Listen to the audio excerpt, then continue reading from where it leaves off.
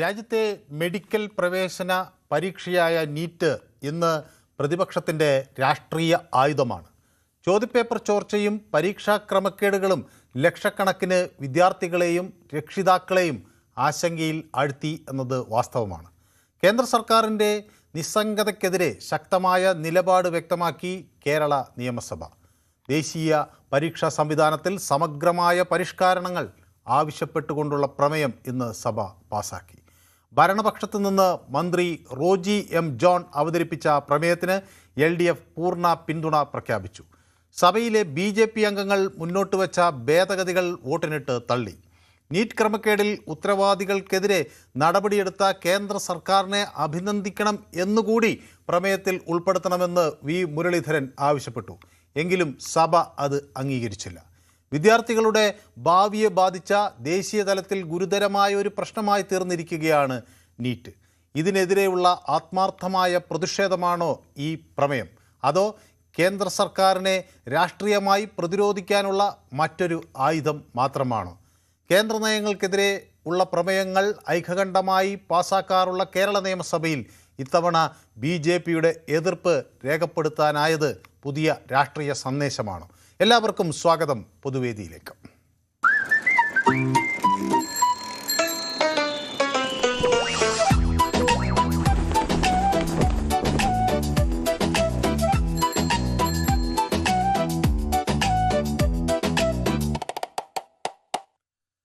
നമസ്കാരം. അപ്പോൾ വലിയ തോതിലുള്ള ഒരു ചർച്ചയാണ് ഇന്ന് പൊതുവേദിയിൽ നമ്മൾ ഈ വിഷയവുമായി ആഗ്രഹിക്കുന്നത്. പ്രധാനമായും ഈ നീറ്റ് അത് വളരെ കൃത്യമായി നടപ്പിലാക്കേണ്ടതിൻ്റെ ആവശ്യകത പലരും ഊന്നിപ്പറയുകയും ചെയ്യുന്നൊരു ഘട്ടത്തിൽ കൂടിയാണ് ഇതെന്ന് നിയമസഭ ഈ വിഷയം ചർച്ചയ്ക്കെടുക്കുകയും ചെയ്യുന്നത്. എന്നോടൊപ്പം കുഞ്ഞഹമ്മദ് ചേരുന്നു. ശ്രീ കുഞ്ഞഹമ്മദ്, ഇത് ഒരു രാഷ്ട്രീയ ആയുധം എന്ന നിലയിൽ ഒരു ഇന്ത്യ സഖ്യത്തിൻ്റെ അല്ലെങ്കിൽ ഇന്ത്യ മുന്നണിയുടെ ഒരു നടപടിയായിട്ടാണ് V മുരളീധരൻ ഇതിനെ കാണുന്നത്. താങ്കൾ എങ്ങനെ പ്രതികരിക്കുന്നു ആ നിലപാടിനോട്?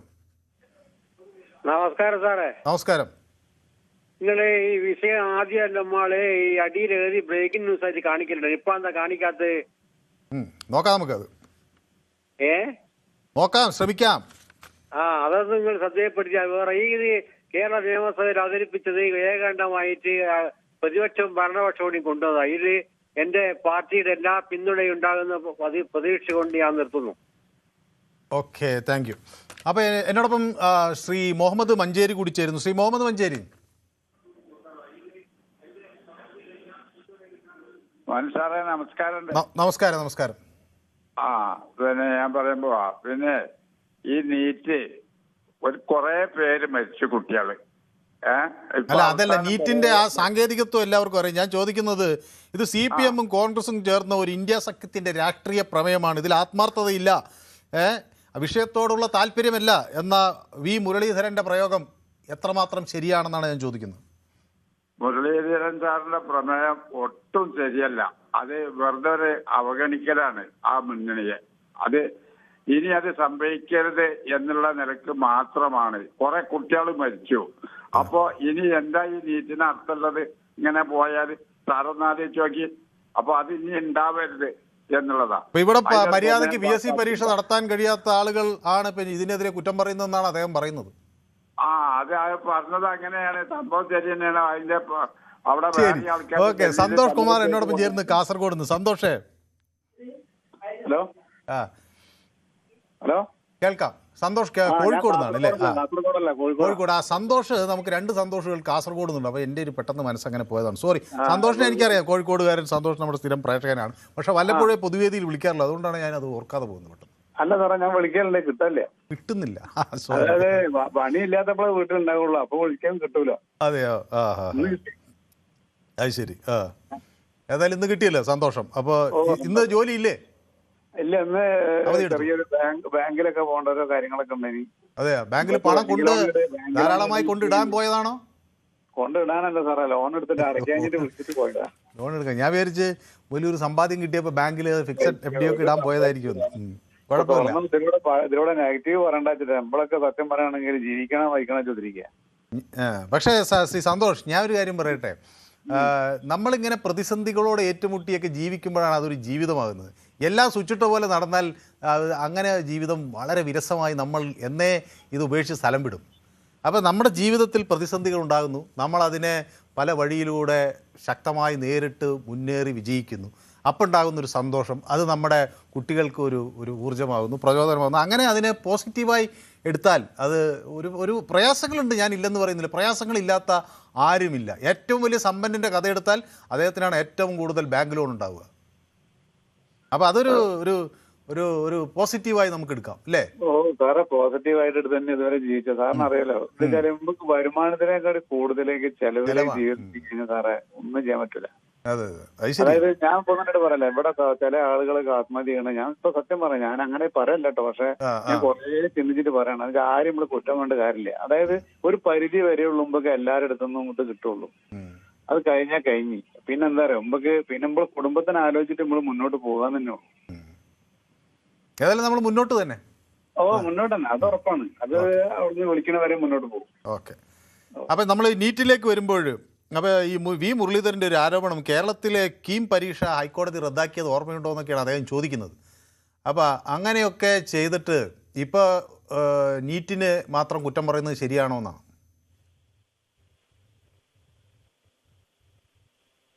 എനിക്കൊന്ന് സന്തോഷിൻ്റെ ടെലിഫോൺ ലൈനിൽ എന്തൊക്കെ ദീർഘനാളിന് ശേഷം വിളിച്ചിട്ട് കിട്ടിയതാണ്, ടെലിഫോണിൽ എന്തോ പറ്റിയെന്ന്. ഓക്കെ, സാരമില്ല. സന്തോഷിലേക്ക് ഞാൻ മടങ്ങി വരാം. ശ്രീ രാധാകൃഷ്ണൻ ചാത്തന്നൂർ CPI കാരനാണ്, അദ്ദേഹം വന്നിട്ടുണ്ട്. നിങ്ങളെല്ലാവരും ഒന്നിച്ചൊരു പ്രമേയം കൊണ്ടുവന്ന് രാഷ്ട്രീയ ലക്ഷ്യത്തോടു കൂടിയുള്ളൊരു പ്രമേയമായി പോയി അത് എന്നാണ് വി മുരളീധരൻ പറയുന്നത്. ഭേദഗതികൾ തള്ളിയ ശേഷം പ്രമേയം വോട്ടിനിട്ടില്ല എന്നും അദ്ദേഹം പറയുന്നു. അപ്പോൾ ഇതിൽ നിന്ന് ഇതൊരു രാഷ്ട്രീയ നീക്കം എന്നതിനപ്പുറത്തേക്ക് ഇതിനെ കാണണ്ട എന്നാണ് അവരുടെ ഒരു പ്രതികരണം. ശ്രീ മനു, നമ്മൾ ഒരു കാര്യം ചിന്തിക്കണം.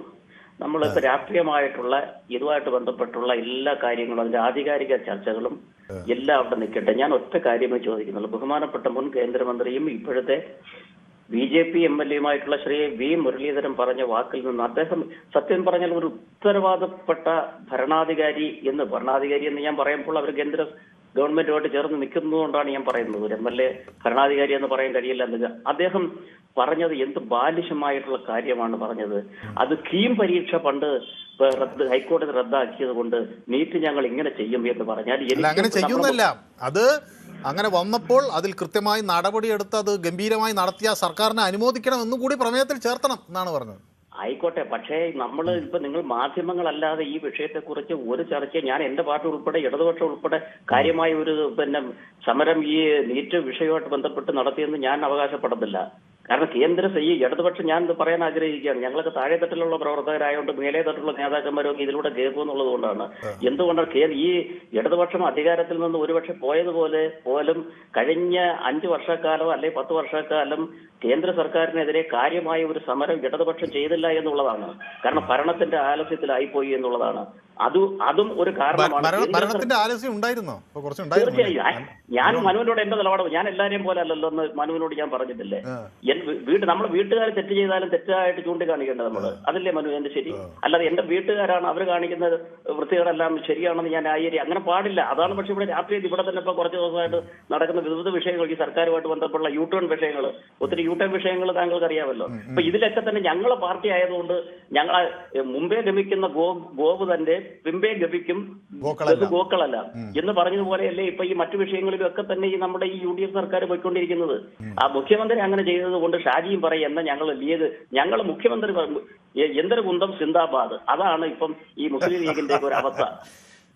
അതല്ലേ മനു, ഞാൻ കുറച്ച് തമാശ രൂപേണ വിഷമത്തോടെയാണ് ഇതൊക്കെ പറയുന്നത് കേട്ടോ. ഞാൻ എന്റെ പാർട്ടിയാലും ഞാൻ വിമർശിക്കും. കാരണം അങ്ങനെ ഉണ്ടെങ്കിൽ തിരുത്തൽ ആർക്കാണ്? മനുഷ്യനാണ്. തെറ്റ് സ്വാഭാവികമാണ്. നമുക്ക് പ്രധാനമന്ത്രിക്ക് തെറ്റുപറ്റും, ഈ താഴെത്തട്ടിലുള്ള നമ്മൾ സാധാരണക്കാരന് തെറ്റുപറ്റും, ലോട്ടറി കച്ചവടക്കാരന് തെറ്റുപറ്റും, ഇന്ത്യൻ പ്രസിഡന്റ് തെറ്റുപറ്റും, ഹൈക്കോടതി സുപ്രീം കോടതി ജഡ്ജിക്ക് തെറ്റുപറ്റും. അതൊക്കെ കാലാനുസൃതമായി തിരുത്തുക എന്നുള്ള തിരുത്തിയാലല്ലേ നമ്മൾ ലോകത്ത് ഇന്ന് കാണുന്ന എല്ലാ തിരുത്തലല്ലേ ശ്രീ മനു? അത് വേണമെന്ന് പറയുന്നവനാ ഞാൻ. എന്റെ പാർട്ടി ആയാലും ശരി തന്നെ. അല്ലാതെ എല്ലാവരും പറയുന്നത് എന്തൊരു കുന്തം സിന്ദാബാദ്, മുമ്പേ ഗമിക്കുന്ന ഗോവ് തന്റെ പിമ്പേ ഗമിക്കും ബഹുഗോക്കളെല്ലാം, അങ്ങനെയുള്ളൊരു ഗോവല്ല നമ്മൾ തിരുത്തേണ്ടത്. ആരോടായാലും നമ്മളെ പിതാവാണെങ്കിലും തിരുത്തണം. അച്ഛനമ്മമാർ മക്കളെ തിരുത്തുന്നത് പോലെ ഇപ്പോൾ പുതിയ തലമുറ മക്കളാണ് ഇപ്പോൾ അച്ഛനമ്മമാരെ തിരുത്തുന്നത് എന്ന് പറഞ്ഞാൽ രാഷ്ട്രീയ നേതാക്കന്മാരെയൊക്കെ നമ്മൾ തിരുത്തണമെന്ന്. അല്ലാതെ ആരും ആരുടെ അടിമയൊന്നും അല്ല. അതുകൊണ്ടാണ് ഞാൻ നേരത്തെ പറഞ്ഞത് നീറ്റില് അങ്ങേറ്റം നമ്മളിപ്പോ കീമെന്ന് പറഞ്ഞാൽ ഒന്നുമില്ലെങ്കിൽ ഒരു സംസ്ഥാന തലത്തിലുള്ള പുതിയ പരീക്ഷ എന്നെങ്കിലും പറയാം. പക്ഷെ നീറ്റ് എന്ന് പറഞ്ഞാൽ അതുപോലല്ല. നമ്മുടെ നിലവിലെ വ്യവസ്ഥാപിത സംവിധാനത്തിലെ ഏറ്റവും വലിയ തലത്തിലേക്കുള്ള വിദ്യാഭ്യാസത്തിലാണ്. മുമ്പ് അനുഭവങ്ങളുണ്ട്. അപ്പൊ അങ്ങേറ്റത്തെ ജാഗ്രത എടുക്കേണ്ടതായിരുന്നു അല്ലേ? തീർച്ചയായും ആയിരുന്നു. ഇപ്പൊ തന്നെ ഞാൻ നോക്കട്ടെ, നമുക്ക് തന്നെ അപ്പൊ അതിനെക്കുറിച്ച് തന്നെ ഇപ്പൊ ഈ എക്സാമിന് അങ്ങോട്ട് കയറുന്നതിന് മുമ്പുള്ള പ്രാകൃതമായ പരിശോധനകളൊക്കെ മനുവിന് അറിയാമല്ലോ, പെൺകുട്ടികളെയൊക്കെ. ഇത്രത്തോളം പ്രാകൃതമായ പരിശോധന ഉൾപ്പെടെയൊക്കെ നടത്തി ചെയ്തിട്ട് പക്ഷെ മേളിലിരിക്കുന്നവർ താഴെത്തട്ടിലുള്ളവരൊക്കെ ഇത് പാലിച്ചാൽ മതി. ഈ നിയമങ്ങളും നിബന്ധനകളും പരിശോധനകളും ഒക്കെ നമ്മളങ്ങോട്ട് ചില പെൺകുട്ടികളെ കമ്മലടിച്ച് മാറ്റുന്നു, വാറ്റഴിച്ച് മാറ്റുന്നു. അവരുടെ എനിക്ക് പറയാൻ സത്യമല്ല, മോശമായിട്ടുള്ള അവരുടെ വസ്ത്രങ്ങൾ പോലും മോശമായ രീതിയിൽ നമ്മൾ കേരളത്തിൽ തന്നെ നിലമേലെങ്ങാണ്ടൊരു കോളേജിലൊക്കെ വിഷയം ഉണ്ടായത് താങ്കൾക്ക് അറിയുമല്ലോ. അപ്പോ ഈ അങ്ങനെ ബാലിശമായിട്ട് കുട്ടികളെയൊക്കെ പരിശോധിച്ച് അങ്ങോട്ട് കയറ്റുമ്പോ മന്ത്രിമാരുടെ വീട്ടുകാർ മൊത്തം നീറ്റ് പരീക്ഷ, ഞാനിപ്പോ അത് പറയാം, ഞാനത് കൃത്യമായിട്ട് പഠിക്കാത്തതുകൊണ്ടാണ്. മന്ത്രിമാരുടെയൊക്കെ ഈ പരിശോധനയിൽ പോയ ഒരു കേന്ദ്രമന്ത്രിയുടെ വീട്ടിലുള്ള മുഴുവൻ പേരും ഈ കുറെ പരീക്ഷയ്ക്ക് സമീപകാലത്താണ് വീട്ടിലുള്ള എല്ലാവരും ജയിക്കുന്നൊക്കെ പറയാം അല്ലേ? അതെ. അപ്പൊ ഇതൊക്കെ പരിശോധിക്കേണ്ട മന്ത്രിമാരുടെ വീട്ടിലെ മക്കളെല്ലാം അങ്ങ് ജയിക്കുന്ന, അവരെ കുടുംബന്മാരും അവരെ മൂത്താംകുടി മക്കളും ഒക്കെ പാസ്സായെന്ന് പറയുന്നത് അതൊക്കെ പരിശോധനയിലേക്ക് പോകുന്നില്ല. നമ്മൾ പണ്ടില്ല ഇല്ല വിഷയം പോലെ ഏതാണ് നമ്മളൊരു വലിയ അഴിമതി ദേശവ്യാപകമായിട്ട് വന്നിട്ട് അത് പെട്ടെന്ന് ചീറ്റിപ്പോയൊരു കേസ് ഉണ്ടല്ലോ, വ്യാപം അഴിമതി. അപ്പൊ വ്യാപത്തിന്റെയൊക്കെ വ്യാപ്തി താങ്കൾക്ക് അറിയുമല്ലോ. വ്യാപം ആ വേട് പോലാണ്. വ്യാപത്തിന്റെ വ്യാപ്തി എത്രത്തോളമാണ് താങ്കൾക്ക് അറിയുമല്ലോ. പക്ഷെ ഒന്നും മുമ്പോട്ട് പോയില്ല. കാരണം അധികാരികൾ ഇപ്പോഴും രാജഭരണം പോലെ ഭയമാണ്. അധികാരത്തെ പാവപ്പെട്ട പ്രജകൾ ഓരോ ദിവസം കഴിയും തോറും കഴിവില്ലാത്തവരായി അധികാരികളെ ഭയന്നാണ്. പഴയ നമ്മളെ പ്രാകൃത യുഗത്തിലേക്ക് പോവുകയാണ് ശ്രീ മനു. താങ്കൾ എതിർത്താലും ഇല്ലെങ്കിലും ഞാൻ പറയാൻ ആഗ്രഹിക്കുകയാണ്. സത്യം പറഞ്ഞിട്ട് നമ്മുടെ സമയം അതിക്രമിച്ചുകൊണ്ട് അങ്ങ് പറയാൻ ഉദ്ദേശിച്ച കാര്യങ്ങൾ വ്യക്തമായി എന്നാണ് ഞാൻ വിചാരിക്കുന്നത്. അപ്പൊ എന്നോടൊപ്പം ശ്രീ വാസു കോട്ടയത്ത് നിന്ന് ചേരുന്നുണ്ട്. ശ്രീ വാസു കോട്ടയത്ത് നിന്നാണ് വിളിക്കുന്നത് അല്ലേ? കോട്ടയത്ത് എവിടുന്നാ? ഓക്കെ. ശ്രീ വാസു, ഈ നീറ്റ് പരീക്ഷ ചോദ്യപേപ്പറൊക്കെ ചോർന്നപ്പോൾ എന്ന് മനസ്സിലാക്കിയപ്പോൾ എന്ത് തോന്നി? എനിക്കൊന്ന് ടെലിഫോണിൽ ശ്രദ്ധിക്കുന്നില്ല, ടി വിയിലേക്ക് ശ്രദ്ധിക്കുന്നതുകൊണ്ടാണ് അങ്ങേക്ക് എന്നോട് കൃത്യമായ മറുപടി.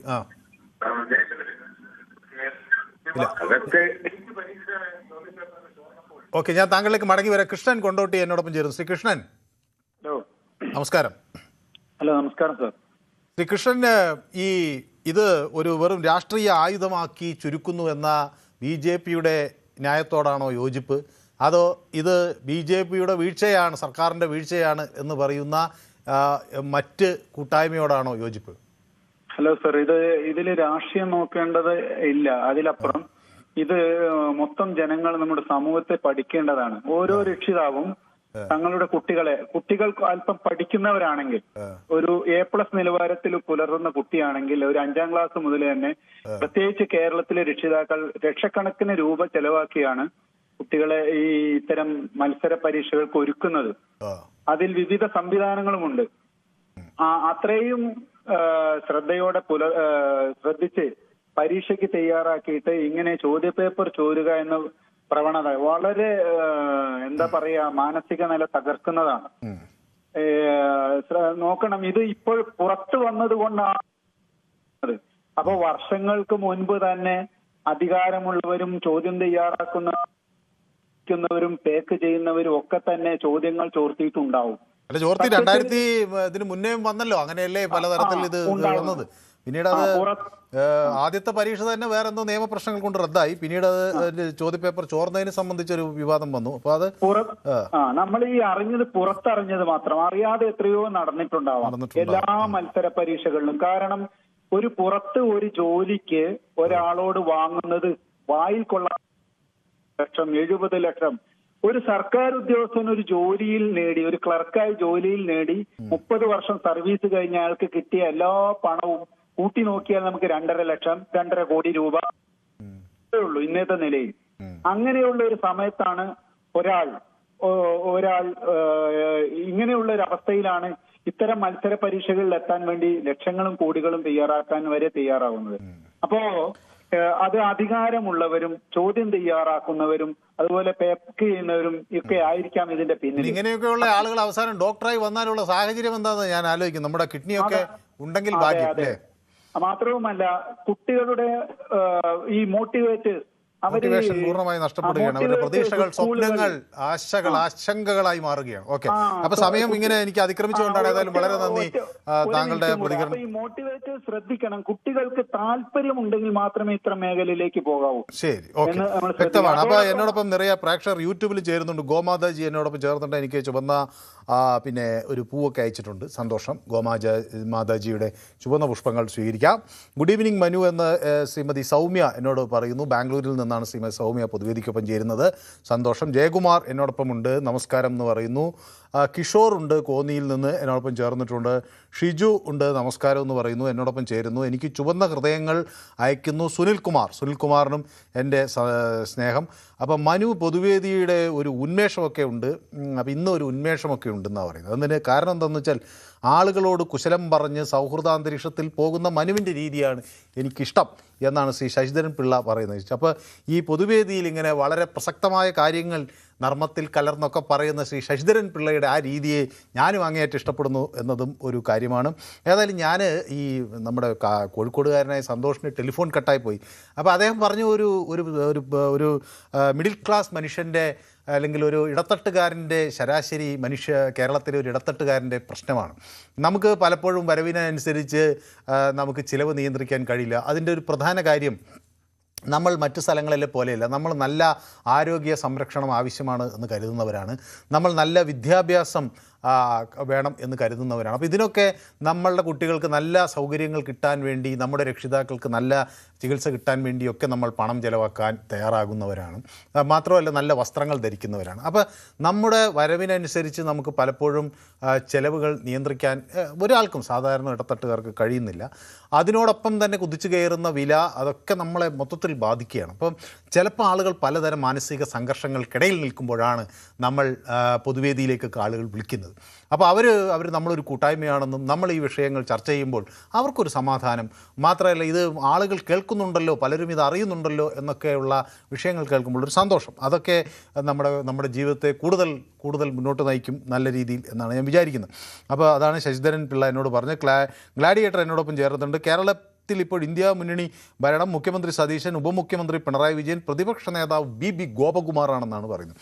ഓക്കെ, അപ്പോൾ എന്നോട് ഷിജു പറയുന്ന അംബാനിക്കും അദാനിക്കുമാണ് ഏറ്റവും കൂടുതൽ ബാങ്ക് ലോണുകളുള്ളതെന്നാണ് പറയുന്നത്. ഓക്കെ, അപ്പോൾ മുരളീധരൻ പറഞ്ഞതാണ് ശരി എന്ന് പ്രമോദ് നാണു എന്നോട് പറയുന്നു.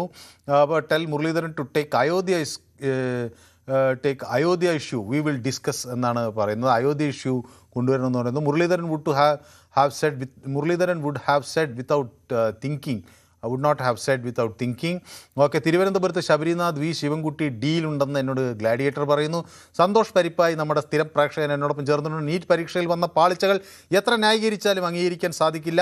എത്ര വിദ്യാർത്ഥികളുടെ ജീവിത ലക്ഷ്യമാണ് ചോദ്യം ചെയ്യപ്പെട്ടത്? രണ്ടാമതും പരീക്ഷ നടത്തിയിട്ടത് പൂർണ്ണമായി ശരിയായോ എന്നൊക്കെ എന്നോട് ചോദിക്കുന്നുണ്ട്. അപ്പോൾ എന്നോടൊപ്പം നമ്മുടെ ചില പ്രേക്ഷകർ ചേരുന്നത് ആനന്ദ് കൊല്ലത്തുനിന്ന്. Shri Anand, good evening sir. Good evening. Anand ഈ മത്സര പരീക്ഷയൊക്കെ എഴുതിയിട്ടുണ്ടോ? ആനന്ദ് ചെറുപ്പത്തിലോ മറ്റോ? തീർച്ചയായിട്ടും സാറേ, തീർച്ചയായിട്ടും എഴുതി. നമുക്ക് അതിന് നിരാശയാണ് വന്നിട്ടുള്ളത്. കാര്യം റാങ്ക് ലിസ്റ്റിലൂടെ വന്നു, പക്ഷേ നിരാശയാണ് വന്നിട്ടുള്ളത്. പിന്നീട് വേറെ മേഖലയിലോട്ട് മാറി. കാര്യം നമ്മൾ വേറെ സമയം പൊക്കോണ്ടിരിക്കുക എന്നല്ലാതെ പ്രത്യേകിച്ച് പ്രയോജനമൊന്നുമില്ലല്ലോ സാറേ. എഴുതുക, റാങ്ക് ലിസ്റ്റിൽ വരിക, പിന്നെ റാങ്ക് ലിസ്റ്റ് കാലാഹരണപ്പെട്ടു പോവുക.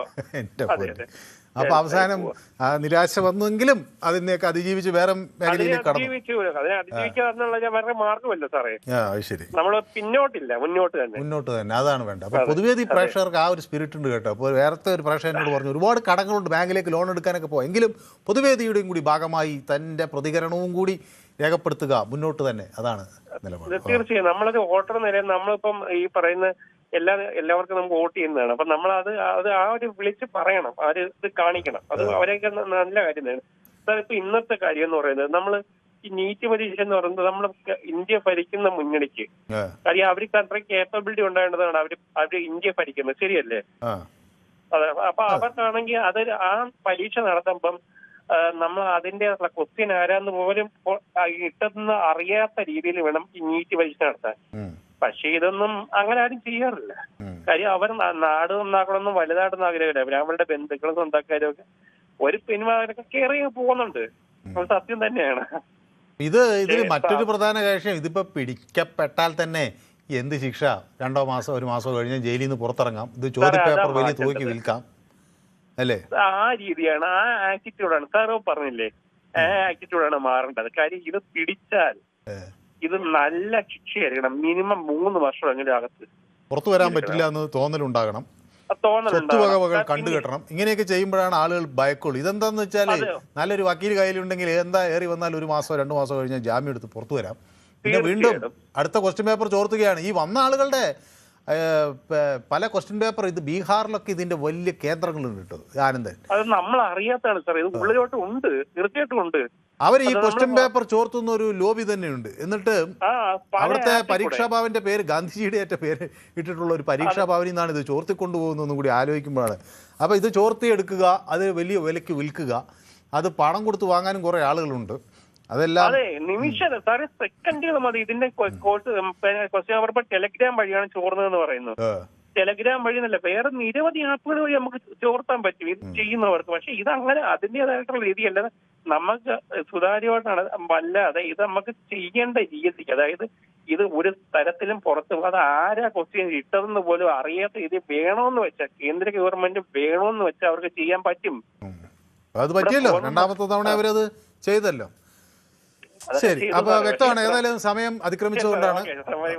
ഓക്കെ, അപ്പൊ താങ്ക് യു ആനന്ദൻ അവിടെ നിന്ന് വിളിക്കുക, അഭിപ്രായം പങ്കുവയ്ക്കുകയും ചെയ്യുന്നത്. KG കുമാർ എന്നോടൊപ്പം കൊട്ടാരക്കരയിൽ നിന്ന് ചേരുന്നുണ്ട്. കുമാറും ഈ മത്സര പരീക്ഷകളൊക്കെ എഴുതിയിട്ടുള്ള ആളാണ്. PSC എങ്കിലും എഴുതി കാണും അല്ലേ കുമാർ? ഇല്ല എഴുതിയിട്ടില്ല. ഇപ്പൊ എന്റെ അനിയന്റെ മോള് എഴുതിയായിരുന്നു. ഇപ്പൊ 2ാം വർഷ MBBS വെക്കോട്ടയം മെഡിക്കൽ കോളേജിൽ പഠിക്കുന്നുണ്ട്. Very good. അത് 2ാമത്തെ ചാൻസിലാണ് കിട്ടിയത്. 2ാമത്തെ ചാൻസിലാണ് കിട്ടിയത്. ആദ്യത്തതിൽ കിട്ടിയില്ല, 2ാമത്തേൽ കിട്ടിയായിരുന്നു. ഇപ്പോഴല്ല, ഇതിപ്പോ 2ാം വർഷമായി. അപ്പൊ ഇപ്പൊ കുട്ടി പരീക്ഷ കഷ്ടപ്പെട്ട് പഠിച്ച് ഒരു തവണ പോയപ്പോ വീണ്ടും കഷ്ടപ്പെട്ട് പഠിച്ച് പാലാ ബ്രില്യന്റിലായിരുന്നു അതിന്റെ പഠിച്ചത്. അപ്പൊ ആ വിജയം അതൊരു കുട്ടിയുടെ മാത്രം വിജയമല്ല, അതൊരു കുടുംബത്തിന്റെ കൂടെ സന്തോഷമാണ് അല്ലേ? അല്ല, ആദ്യം കിട്ടാതെ വന്നപ്പോ 2ാമത് ഈ പിന്നെ മറ്റേ കൂടുതൽ പൈസ വേണമെങ്കിൽ കൊടുത്ത് വാങ്ങാം എന്നുള്ള ഒരു ഇത്. അന്നേരം പറഞ്ഞ് വേണ്ട അച്ഛാ, ഞാൻ അടുത്ത പ്രാവശ്യം പിന്നെ വിജയിച്ചോളാം എന്ന് പറഞ്ഞിട്ട് അവള് കോൺഫിഡന്റ് ആയിരുന്നു. അങ്ങനെയാണ് 2ാമത്. അത്തരം മിടുക്കികളെ നമ്മൾ എത്ര അനുമോദിച്ചാലും മതിയാവില്ല. അപ്പൊ ശ്രീ കുമാറിന് എന്ത് തോന്നി ഈ നീറ്റ് പരീക്ഷയുടെ ഒക്കെ ചോദ്യപേപ്പർ? നീറ്റ് പരീക്ഷയിൽ ഈ ആദ്യത്തെ പ്രാവശ്യം ഇപ്പം പോരായ്മകൾ പലതും ഉണ്ടായി എന്നാണല്ലോ പറയുന്നത്. അപ്പൊ ആ ഇത് പോരായ്മയാണ്. ഇത് പല ഘട്ടത്തിലും ഇത് 2014 തൊട്ട് ഇതിന്റെ ആദ്യത്തെ പിന്നെ എന്തോ ഒരു നിയമപ്രശ്നം 13-ലാണല്ലോ ഇത് ആദ്യമായി വരുന്നത്. പിന്നെ അത് ക്യാൻസൽ ചെയ്യുന്നു. BJP സർക്കാരിന്റെ നേതൃത്വത്തിൽ ഇത് നടത്തുന്നു. ആദ്യഘട്ടത്തിൽ തന്നെ ഇത് ഏതൊക്കെയോ ഈ ചീറ്റിംഗ് റാക്കറ്റുകൾ 2015-ൽ ഇത് തട്ടിക്കൊണ്ടുപോയി എന്നാണ് പറയുന്നത്. പിന്നെ 2016-ലും പല സംസ്ഥാനങ്ങളും ലീക്ക് വന്നു എന്ന് പറയുന്നു. പക്ഷേ എക്സാമിനേഷൻ അത്തവണ ക്യാൻസൽ ചെയ്തില്ല. 2014 പക്ഷേ അത് ഇത് ചെയ്തു. അപ്പൊ ഇതൊക്കെ തട്ടിക്കൊണ്ടുപോയി ചോദ്യപേപ്പർ ചോർത്താനൊക്കെ കഴിയും, ആളുകൾ ഇതിന് ശ്രമിക്കുമെന്നൊക്കെ അറിയാവുന്ന ഒരു നാട്ടിലാണ് നമ്മൾ നിൽക്കുന്നത്. എന്നിട്ടും അല്ല, ഇതിൽ വേറെ ഒരു ഇതെന്ന് പറഞ്ഞു കഴിഞ്ഞാൽ ഈ യഥാർത്ഥത്തിൽ ഈ പ്രൊഫഷണൽ താല്പര്യം ഇല്ലാത്ത കുറെ കുട്ടികളുണ്ട്. അവര് ഈ അടുത്ത ബന്ധുക്കളുടെ മുമ്പിൽ ആളാവാനോ അയൽക്കാരന്റെ മുമ്പിൽ ആളാവാനോ വേണ്ടിയിട്ട് നിർബന്ധിച്ച് അവരാണ് ഇതിന്റെ ഏറ്റവും കൂടുതൽ ഇതിന് പ്രേരിപ്പിക്കുന്നത്. അവർ അതേപോലുള്ള ആൾക്കാരെ ലക്ഷ്യം വെച്ചാണ് ഈ ലോബി ഇത് ചെയ്യുന്നതും എല്ലാം. അതാണ് ഇതിന്റെ. അപ്പൊ ഇന്നത്തെ ഈ പ്രമേയത്തിലേക്ക് വരികയാണെങ്കിൽ ഈ പ്രമേയത്തിലേക്ക് വരികയാണെങ്കിൽ ഭാവിയിൽ ഇപ്പം ഇവര് ഒന്നിച്ച് നിൽക്കേണ്ട ആൾക്കാരാണല്ലോ എങ്ങനെ ആയാലും. കാര്യം മുഖ്യ ശത്രു BJP ആണ്. പിന്നെ അപ്പം ഒന്നിച്ച് നിൽക്കുന്ന അപ്പൊ എല്ലാ കാര്യത്തിലും ഒന്നിച്ച്. അതെങ്ങനെയാ ശ്രീ KG കുമാർ, നീറ്റ് ചോദ്യപേപ്പർ ചോർച്ചയുണ്ടായി എന്ന് പറയുമ്പോൾ അത് നിങ്ങൾക്കെതിരെ എന്ന് പറയുന്നത്, അത് അവരെവിടെയും അത് BJP കുറ്റം പറയുന്നില്ലല്ലോ. അല്ല BJP കുറ്റം പറയുന്നല്ലേ. അല്ല, എല്ലാ കാര്യത്തിലും ഒന്നിച്ച് നിൽക്കേണ്ടതാണ്. പക്ഷെ ഇതിലൊന്നിച്ച് നിൽക്കണ്ടേ? ചോദ്യപേപ്പറിൽ സുതാര്യമായ അന്വേഷണം വേണം. രാജ്യത്തെ വിദ്യാർത്ഥികളുടെ ഭരണഘടനാപരമായ അവകാശങ്ങൾ മൂല്യങ്ങൾ സംരക്ഷിക്കുന്നതിന് ദേശീയ പ്രവേശന പരീക്ഷകളുടെ വിശ്വാസ്യത, സുതാര്യത, നിഷ്പക്ഷത എന്നിവ പുനഃസ്ഥാപിക്കുകയും ചെയ്യുന്ന തരത്തിൽ ദേശീയ പരീക്ഷാ സംവിധാനം സമഗ്രമായി പരിഷ്കരിക്കണമെന്ന് പറയുന്നിടത്ത് ഒന്നിച്ച് നിൽക്കണ്ടേ? ഒന്നിച്ച് നിൽക്കണം. ഞാൻ പറയുന്നത് ഒന്നിച്ച് നിൽക്കണം. പിന്നെ അതേപോലെ തന്നെ വേറെ 1-2 കാര്യങ്ങളും കൂടെ ചെയ്യാനുണ്ട്. കാര്യം ഇവിടെ ഈ ഒരുപാട് രാഷ്ട്രീയക്കാര് ഈ പിന്നെ ലോ കോളേജിൽ പോകാത്ത ഒരുപാട് ആൾക്കാർക്ക് LLB ഉണ്ടെന്നാണ് അറിയുന്നത് ഇവിടെ. അതേപോലെ തന്നെ ചങ്ങമ്പുഴയും വൈലോപ്പള്ളിയും തമ്മിൽ തിരിച്ചറിയാത്ത ആൾക്കാർക്ക് PhD ഉണ്ട് പലർക്കും. അപ്പൊ അങ്ങനെയുള്ള ആ കാര്യത്തിലും ഇവർ ഒരു ജാഗ്രത പുലർത്തണം. കാര്യം ചങ്ങമ്പുഴ ഏതാ വൈലോപ്പള്ളി ഏതാന്ന് തിരിച്ചറിയാത്ത ആൾക്കാർ വരെ ഒരുപാട് ആൾക്കാർക്ക് PhD ഉണ്ട്. PhD അത് ഒരുപാട് ആൾക്കാർക്ക് PhD ഉണ്ട്. PhD ഇങ്ങനെ പോയിട്ടില്ലാത്ത ആൾക്കാർക്ക്, അതേപോലെ തന്നെ ലോ കോളേജിൽ പോയിട്ടില്ലാത്ത പല ആൾക്കാർക്ക് LLB ഉണ്ട്. അപ്പൊ ആ കാര്യത്തിലും ഒരു കൂട്ടായ തീരുമാനം എടുത്ത് ഇനി ഈ രണ്ട് മുന്നണിയിലും അങ്ങനെയുള്ള ആൾക്കാരെ പ്രോത്സാഹിപ്പിക്കാത്ത ഒരു അതിലും കൂടി ഇവര് എടുക്കണമെന്നാണ് താങ്കളുടെ. ഓക്കെ, കൊള്ളാം, ശരി. അപ്പൊ എന്നോടൊപ്പം മറ്റൊരു പ്രേക്ഷകൻ കൂടി ചേരുന്നത് ശ്രീ ബിനുകുമാറാണ്. ശ്രീ ബിനുകുമാർ, നമസ്കാരം സാർ. നമസ്കാരം. ശ്രീ ബിനുകുമാർ ഈ കരുതുന്നുണ്ടോ ഇത് ഒരു രാഷ്ട്രീയ ആയുധമാക്കി BJPക്കെതിരെ ഒരു നീക്കമെന്ന നിലയിലാണ് വന്നതെന്ന്, അതോ ഇത് കേരളത്തിലെ നിരവധി വരുന്ന വിദ്യാർത്ഥികളുടെ ആശങ്ക മുന്നിൽ കണ്ടുകൊണ്ട് സർക്കാർ എടുത്തൊരു നീക്കമാണോ? എന്താണ് തോന്നുന്നത്? സാറേ, വിദ്യാർത്ഥികളുടെ ആശങ്ക എപ്പോഴും ഉണ്ട്. അതായത് ഞാനിപ്പം കോളേജ് ഡിപ്പാർട്ട്മെന്റിൽ നിന്ന് പെൻഷനായ ഒരാളാണ്. അതായത് ഈ പരീക്ഷ എന്ന് പറയുന്ന സംവിധാനം വളരെ ഭക്തിയോടും ബഹുമാനത്തോടും പേടിയോടും കൂടിയാണ് 5 മിനിറ്റ് മുമ്പ് ഈ ക്വസ്റ്റ്യൻ പ്രിൻസിപ്പൾ പൊട്ടിക്കുന്നതും ഞങ്ങൾ വിവിധ റൂമുകളിലേക്ക് ഇത് കൃത്യമായിട്ട് കൊടുത്തയക്കുകയും സ്റ്റാഫുകൾ ഇത് ഇത് വളരെ പവിത്രമായ ഒരു പേടിയോടുകൂടിയുള്ള ഒരു പരിപാടിയാണ് അതൊക്കെ. പലപ്പോഴും ഈ പറഞ്ഞ നമുക്ക് പല കോളേജ് മാറി പൊട്ടിക്കുകയും എനിക്ക് തോന്നുന്നു അങ്ങനെ ടെലിഫോൺ ലൈനിൽ എന്തോ പ്രശ്നം പറ്റി. അങ്ങ് ഒരു വിദ്യാഭ്യാസ രംഗത്ത് പ്രവർത്തിച്ച ആളായതുകൊണ്ട് അങ്ങയുടെ പ്രതികരണത്തിനൊരു പ്രാധാന്യം ഉണ്ടായിരുന്നു. പക്ഷേ കേൾക്കുന്നുണ്ടോ? കേൾക്കാം. അതായത് പലപ്പോഴും നമുക്ക് കേരളത്തിലും പല കോളേജുകളിലും സ്കൂളുകളിലും ക്വസ്റ്റ്യൻ പേപ്പർ മാറി പൊട്ടിക്കാറുണ്ട്. അബദ്ധത്തിൽ അത് പൊട്ടിച്ചു കഴിയുമ്പോഴത്തേക്ക് അതിന്റെ ശിക്ഷ എന്താണെന്ന് വെച്ച് കഴിഞ്ഞാൽ ആ ക്വസ്റ്റ്യൻ പേപ്പർ വീണ്ടും ആ പരീക്ഷ എഴുതിപ്പിക്കാനുള്ള ക്വസ്റ്റ്യൻ പേപ്പർ അടിക്കാനുള്ള ചെലവ് ആ സ്ഥാപനത്തിന്റെയും അതിന് ഭാഗവാക്കായ ആ ജീവനക്കാരന്റെയും പിടിക്കുക എന്നുള്ളതാണ് യൂണിവേഴ്സിറ്റി. ഇതുപോലെയുള്ള ചെറിയ ചെറിയ കാര്യങ്ങൾ പണ്ട് മുതലേ ചെയ്തിട്ടുണ്ട്. പക്ഷെ ഇത് കൃത്യമായിട്ട് ഈ സംഭവം നടക്കുന്ന സമയത്ത് സർക്കാർ അത് ഏറ്റെടുത്ത് അതിന്റെ പുഴുക്കുത്ത് എവിടെയാന്ന് കണ്ടുപിടിച്ച് അവരെയെല്ലാം ശരിക്കും പറഞ്ഞു കഴിഞ്ഞാൽ ഞാൻ ചോദിക്കുന്നത് അങ്ങ് ഇതിൽ ആരുടെ പക്ഷത്താണ്? പ്രമേയം അവതരിപ്പിച്ച റോജി എം ജോണിന്റെ പക്ഷത്താണോ, അതോ ഇത് ഇന്ത്യ പ്രമേയമാണെന്ന് പറഞ്ഞ് തള്ളിയ വി മുരളീധരനൊപ്പമാണോ? അതെ, കേന്ദ്ര ഗവൺമെന്റിന് ഓപ്പോസിറ്റ് സർക്കാർ ഭരിക്കുമ്പോഴത്തേക്ക് അവര് ഈ പ്രമേയം അവതരിപ്പിക്കും. സാറേ, അങ്ങനെ പ്രമേയം പലതും ഒരു കൂട്ടായിട്ട് അവതരിപ്പിച്ച കാലങ്ങൾ ഉണ്ടായിരുന്നല്ലോ, പല കാര്യത്തിനും അവതരിപ്പിക്കും. പക്ഷെ രാഷ്ട്രീയപരമായിട്ട് നോക്കുകയാണെന്നുണ്ടെങ്കിൽ ഈ സംഭവം നടന്നതിന് ശേഷം എത്രയും പെട്ടെന്ന് തന്നെ ഈ കാര്യങ്ങൾ നരേന്ദ്രമോദി സർക്കാർ നീക്കിയിട്ടുണ്ട്. അടുത്ത തവണ തൊട്ട് ഇപ്പം തന്നെ കണ്ടില്ലേ, ഇന്ത്യൻ ആർമിയുടെ ഹെലികോപ്റ്റർ കണ്ട് 200 എണ്ണം ഓടിയത്. എത്രയും പെട്ടെന്ന് അത് ചെയ്തു. അത് ഗൗരവമായി എടുക്കുന്നു എന്നുള്ളതിന് ഒരു പ്ലസ് പോയിന്റും കൂടെയാണ്. ഗൗരവമായി എടുക്കുമ്പോഴത്തേക്ക് ആ മന്ത്രിസഭയെ നമ്മൾ ശകലം പുകഴ്ത്തും കൂടെ വേണം. അബദ്ധങ്ങൾ എല്ലാവർക്കും പറ്റും, സ്റ്റേറ്റ് ഗവൺമെന്റിനും പറ്റും, കേന്ദ്ര ഗവൺമെന്റിനും ഒക്കെ പറ്റും. പക്ഷെ അതിനെ ഗൗരവമായിട്ട് എടുത്ത് ആ തെറ്റ് ആവർത്തിക്കാതിരിക്കാനുള്ള പഴുതുകളടച്ച അടുത്ത നാട്ടിൽ ഈ പട്ടാളം പരീക്ഷ നടത്തേണ്ട സാഹചര്യത്തിലേക്ക് ഈ ലോബി ശക്തി പ്രാപിച്ചു എന്ന് പറഞ്ഞാൽ എന്തൊരു നാണക്കേടാണത് ശ്രീ ബിനുകുമാർ. പട്ടാളം പരീക്ഷ നടത്തിയില്ലെങ്കിൽ ചോദ്യപേപ്പർ ഇവിടെ നിഷ്പ്രയാസം ചോർത്തിക്കൊണ്ടുപോകും ഈ ഇന്ത്യയിൽ എന്നൊരു സാഹചര്യം ഉണ്ടായാൽ എന്തൊരു നാണക്കേടാണ്. ഈ ലോബികൾ ഇവിടെ ഇത്രയും ശക്തി പ്രാപിച്ചു എന്നല്ലേ അർത്ഥം? കഴിഞ്ഞ കാലങ്ങളിൽ ഇവർ ചോർത്തിയ അതേ ആളുകൾ തന്നെയാണ് ഇതിൻ്റെയൊക്കെ പിന്നാമ്പുറ കഥകളിൽ വരുന്നത്. അവർക്കെതിരെ ഒന്നും നടപടിയെടുക്കാൻ ഈ നാടിന് കഴിഞ്ഞിട്ടില്ല എന്ന നാണംകെട്ട സാഹചര്യമല്ലേ മറനീക്കി പുറത്തു വരുന്നത്? തീർച്ചയായിട്ടും അതിനെ ഗൗരവമായിട്ട് എടുക്കണം. രാജ്യത്തെ ജനങ്ങളും വിദ്യാർത്ഥികളും അതിനെ ഗൗരവമായിട്ട് എടുക്കണം. അടുത്ത പരീക്ഷയെങ്കിലും നല്ല നീറ്റായിട്ട് നടത്താൻ വേണ്ടി ശ്രമിക്കണം സർക്കാർ. ശരി, ഓക്കെ. റെജി എന്നോടൊപ്പം ചേരുന്ന ആലപ്പുഴയിൽ നിന്നാണ്. ശ്രീ റെജി, സമയം ഇങ്ങനെ പോയി, ചുരുങ്ങിയ വാക്കുകളിൽ. എനിക്ക് ഒന്നാമത്തെ കാര്യം ഈ പൊതുവേദിയൊക്കെ ഇഷ്ടപ്പെടുന്ന എന്താണെന്ന് വെച്ചാൽ മുമ്പേ വരെ ആള് വിളിച്ചിട്ട് ആ ജീവിതത്തിന്റെ പ്രാരാബ്ദം പറഞ്ഞപ്പോൾ അതിൽ നിന്നൊക്കെ മോക്ഷം നേടുന്നതിന് മനുവിന്റെ കിട്ടിയ വാക്കുകളൊക്കെ വളരെ പ്രസക്തമാണ് കേട്ടോ. Thank you. പിന്നെ മറ്റൊരു കാര്യം, നമ്മുടെ ഈ കമ്മ്യൂണിസ്റ്റുകാരുടെ നിന്ന് സത്യം കൈമോശം വരുന്ന ഒരു കാലഘട്ടത്തിൽ നമ്മുടെ ചാത്തന്നൂർ രവീന്ദ്രൻ, അദ്ദേഹത്തെ ഞാൻ അഭിനന്ദിക്കുന്നു കേട്ടോ. നമ്മുടെ ചാത്തന്നൂർ നമ്മുടെ പൊതുവേദിയുടെ ഒരു ആദ്യകാലം തൊട്ടുള്ള ഒരു പ്രേക്ഷകനാണ്. അദ്ദേഹം എപ്പോഴും അദ്ദേഹത്തിന് ഒരു രാഷ്ട്രീയമുണ്ട്, CPI കാരനൊക്കെയാണ്. പക്ഷേ അദ്ദേഹം വിദ്യാഭ്യാസ രംഗത്ത് പ്രവർത്തിക്കുന്ന ആളാണ്, മറ്റു പല മേഖലകളിലും രാഷ്ട്രീയ രംഗത്തൊക്കെ പ്രവർത്തിക്കുന്ന ആളാണ്. പക്ഷേ എപ്പോഴും അദ്ദേഹം ഒരു പൗരബോധം സൂക്ഷിക്കുന്ന ഒരാളാണ്. അങ്ങനെ പൗരബോധം സൂക്ഷിക്കുന്നവരുടെ വലിയ കൂട്ടായ്മയാകണം പൊതുവേദി എന്നാണ് നമ്മൾ ആഗ്രഹിക്കുന്നത്. ഈ പൊതുവേദിയുള്ളവരെല്ലാം കൂടെ ഒന്ന് കാണാനൊരു അവസരം വേണമെന്നൊരു ആഗ്രഹമുണ്ട് അത് നമുക്ക് റെഡിയാക്കാം. ഓക്കെ. അപ്പൊ നമ്മുടെ വിഷയത്തിലേക്ക് വരാം. ഇത് ഇതൊരു രാജ്യവിരുദ്ധ പ്രവർത്തനം പോലെ തന്നെ കൈകാര്യം ചെയ്യേണ്ട ഒരു കേസായത്. ഇത് നിസ്സാരമായിട്ട് കാണാൻ പറ്റുന്ന വരാൻ പോകുന്ന ഒരു തലമുറ, ശക്തമായ ഒരു തലമുറയെ തച്ചു തകർക്കുന്ന ഒരു സമ്പ്രദായം ഇത്. ഇതിനെ നിസ്സാരമായി നോക്കിയിരിക്കാൻ പാടില്ല. മുമ്പേ മനു പറഞ്ഞ പോലെ ഒരു ടെസ്റ്റും പരീക്ഷയൊക്കെ കേന്ദ്ര ഗവൺമെന്റ് പട്ടാളം ഇറങ്ങിയെന്ന് ചെയ്യണമെന്ന് പറയുന്നത് നമ്മുടെ ഇന്ത്യയുടെ സാമൂഹ്യ വ്യവസ്ഥ എന്താണ്? ലോകരാഷ്ട്രങ്ങളുടെ മുന്നിൽ നാണക്കേടല്ലേ?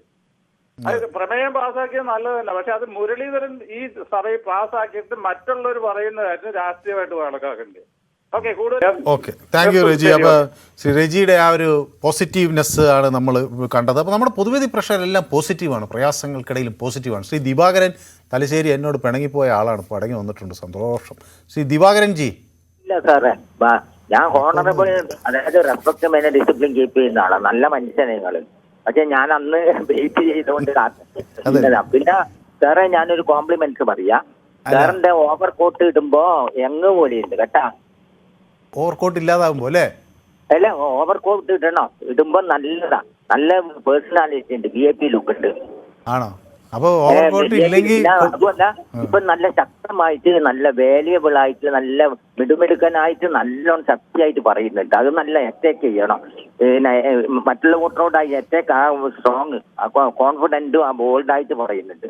പിന്നെ സാറേ ഈ നീറ്റ് പരീക്ഷന്റെ പിന്നെ പേപ്പർ ഇത് ക്വസ്റ്റ്യൻ പേപ്പർ അടിക്കുന്ന കൂട്ട ജയിലിന്റെ ഉള്ളിലിട്ടിട്ട് ഒരു ഫോണും പിന്നെ പരീക്ഷ കഴിയുന്നവരെ, അതായത് പിന്നെ ജയിലിന്റെ ഉള്ളിൽ ഫോണും ഇന്റർനെറ്റ് സജ്ജീകരണം ഒന്നും ഇല്ലാണ്ട് അയാൾ ലീക്കാവൂല. ഇവരെ ഉള്ളിൽ തന്നെ ഇട്ടിട്ട് അതിനുള്ള സജ്ജീകരണം കംഫർട്ടബിൾ. അതൊരു നല്ല നീക്കമാണ് കേട്ടോ. കാരണം നമ്മൾ ഈ ബന്ധു ഹർത്താലൊക്കെ വരുമ്പോൾ ചിലരെ പിടിച്ചുകൊണ്ട് പോയി കരുതൽ തടങ്കലിൽ വെക്കും.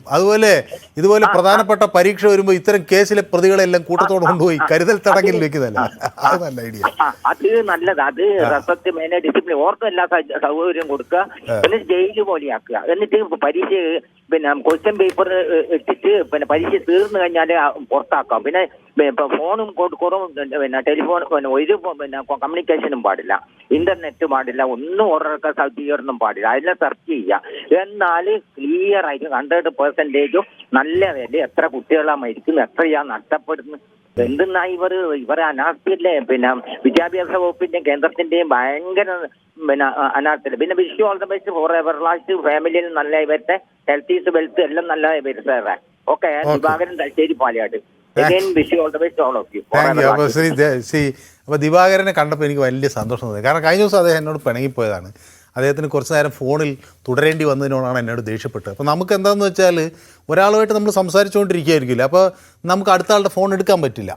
അപ്പോൾ നമ്മൾ അതിനൊരു സംവിധാനം ഉണ്ടാക്കി 2-3 ഫോണുകൾ എടുത്ത് കണക്ട് ചെയ്ത് ലൈനിൽ ഒരു പൈപ്പ് ലൈനിൽ വെക്കാം എന്ന്. അപ്പോൾ ചില ആളുകൾ അത്ര എന്നെ കൂടുതൽ നേരം വെയിറ്റ് ചെയ്യിക്കുന്നു എന്നായി പരാതി. അപ്പോൾ നമുക്ക് ഒരു സമയത്ത് നമ്മൾ കുറേ പേര് ഇത് കാണുന്നുണ്ടല്ലോ, പല സ്ഥലത്തു നിന്നല്ലേ ആളുകൾ വിളിക്കുന്നത്. അപ്പോൾ ചില സമയത്ത് നമുക്കിത് നമ്മുടെ പരിമിതിയും കൂടി എല്ലാവരും മനസ്സിലാക്കണം എന്നാണ് ഞാൻ പറയുന്നത്. അപ്പോൾ അതുകൊണ്ട് അദ്ദേഹം ഒരിക്കലും എന്നോട് ദേഷ്യപ്പെട്ടു. പക്ഷേ ആ ദേഷ്യം വളരെ നൈമിഷികമാണ്. നമ്മൾ പൊതുവേദിയിലെ ആളുകൾ നമ്മളെല്ലാം അങ്ങോട്ടും ഇങ്ങോട്ടും കലഹിച്ചാലും പിറ്റേ ദിവസം നമ്മളെല്ലാം ഒന്നാവുകയും നമ്മൾ അങ്ങോട്ടും ഇങ്ങോട്ടും വീണ്ടും സുഹൃത്തുക്കളായി മാറുകയും ചെയ്യുന്നതിന് രസകരമായ മറ്റൊരു അനുഭവം കൂടിയായി അത് മാറുകയാണ്. അപ്പോൾ ഡേവിഡ് വിജയ് എന്നോടൊപ്പം ചേരുന്ന ജാംനഗറിൽ നിന്നാണ്. ശ്രീ ഡേവിഡ് വിജയ് കുറച്ചൊക്കെ ഒരു BJP അനുകൂല നിലപാടുള്ള ആളാണ്. പക്ഷേ ഇതിൽ ഡേവിഡ് വിജയ്ക്ക് എന്താ പറയാനുള്ളത്? അത്രേ ഉള്ളൂ. കാരണം ഞാൻ ഇത്ര വർഷങ്ങളായിട്ട് ഇത് ഭരണമൊക്കെ കാണുന്ന ഒരാളല്ലേ. ഏതാണ്ട് 6ാം ക്ലാസ്സിലോ 7ോ പഠിക്കുമ്പോൾ തൊട്ട് KSFന്റെ ഇതിലേക്കൊക്കെ ഇറങ്ങിയ ആളാണ്. അല്ലാതെ BJP എല്ലാവരും നല്ലത് ചെയ്യുന്ന നല്ലത് പറയണം നമ്മള്. ഇപ്പൊ ഈ നീറ്റ് എന്ന് പറയുന്നത് മെഡിക്കൽ എൻട്രൻസ് എക്സാം ആണ് അല്ലേ? കാരണം എനിക്കൊരു മകളുള്ളത് എഞ്ചിനീയർ ആണത്. അതുകൊണ്ട് അതിന് എഞ്ചിനീയറിംഗിന്റെ AICTE എന്തൊക്കെയാ പറയുന്നത്. അന്ന് ഈ മൊബൈലൊക്കെ ഉണ്ട്, പിന്നെ അത് മറ്റേ IIT-കൾക്ക് IIT അല്ല, എന്റെ മകൾ അണ്ണാ യൂണിവേഴ്സിറ്റി ഇപ്പൊ റിലയൻസിലാണല്ലോ. ഞാൻ സംസാരിക്കുന്നത് ജാംനഗറിൽ നിന്നല്ലേ. കീമാണ് അത്. എനിക്ക് അവിടുത്തെ എന്താണെന്നറിയില്ല. കീമാണ് നമ്മുടെ ഇവിടെ. അല്ലല്ല, അവിടെ ഇത് അണ്ണാ യൂണിവേഴ്സിറ്റി എന്റെ മകൾ പാസ്സായത്. അപ്പൊ നമുക്ക് ഈ കുറച്ചൊക്കെ ഈ പ്രശ്നത്തിനൊക്കെ കാരണം മാതാപിതാക്കളുടെ ഈ അത്യാർത്ഥിയാണ്. നമുക്കില്ലാത്ത നമ്മുടെ മക്കൾക്ക് ഇല്ലാത്ത ബ്രെയിൻ ഉണ്ടാക്കി കൊടുക്കണം എന്ന് വിചാരിച്ച് എവിടുന്നെങ്കിലും പേപ്പർ തോർത്താനും ഇതൊക്കെ നിൽക്കുമ്പോൾ അവരൊന്നും, അല്ലെങ്കിൽ മക്കളോട് സത്യസന്ധമായിട്ട് പരീക്ഷ എഴുതാവൂ, വേണമെങ്കിൽ കിട്ടിയാൽ മതി, അല്ലെങ്കിൽ നമുക്ക് ഇത്രേ ഇങ്ങനെ വകുപ്പിലേ കിട്ടുള്ളൂ ഇതെന്നുണ്ടെങ്കിൽ അതിനനുസരിച്ച് യോജിച്ച് പോകാനുള്ളൊരു നിലപാട് അവർക്കില്ല. ഇപ്പൊ ഞാൻ തന്നെ എന്റെ മകളിങ്ങനെ അതൊന്നും ഞാൻ പ്രതീക്ഷിച്ചിട്ടേ ഇല്ല.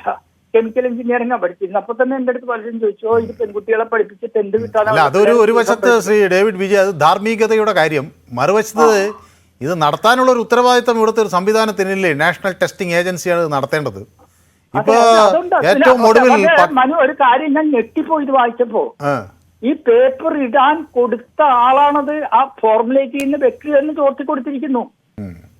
ഇത് നമ്മുടെ ഒരു പ്രധാനമന്ത്രി അല്ലെങ്കിൽ ഒരു സംസ്ഥാന മുഖ്യമന്ത്രി അല്ലെങ്കിൽ ഒരു ജില്ലാ കളക്ടറൊക്കെ അതിന്റെ നേരെ എതിർ രാജ്യദ്രോഹം ചെയ്യാന്നൊക്കെ പറഞ്ഞ ആരെങ്കിലും പ്രതീക്ഷിക്കുന്ന ഒരു കാര്യമാണോ?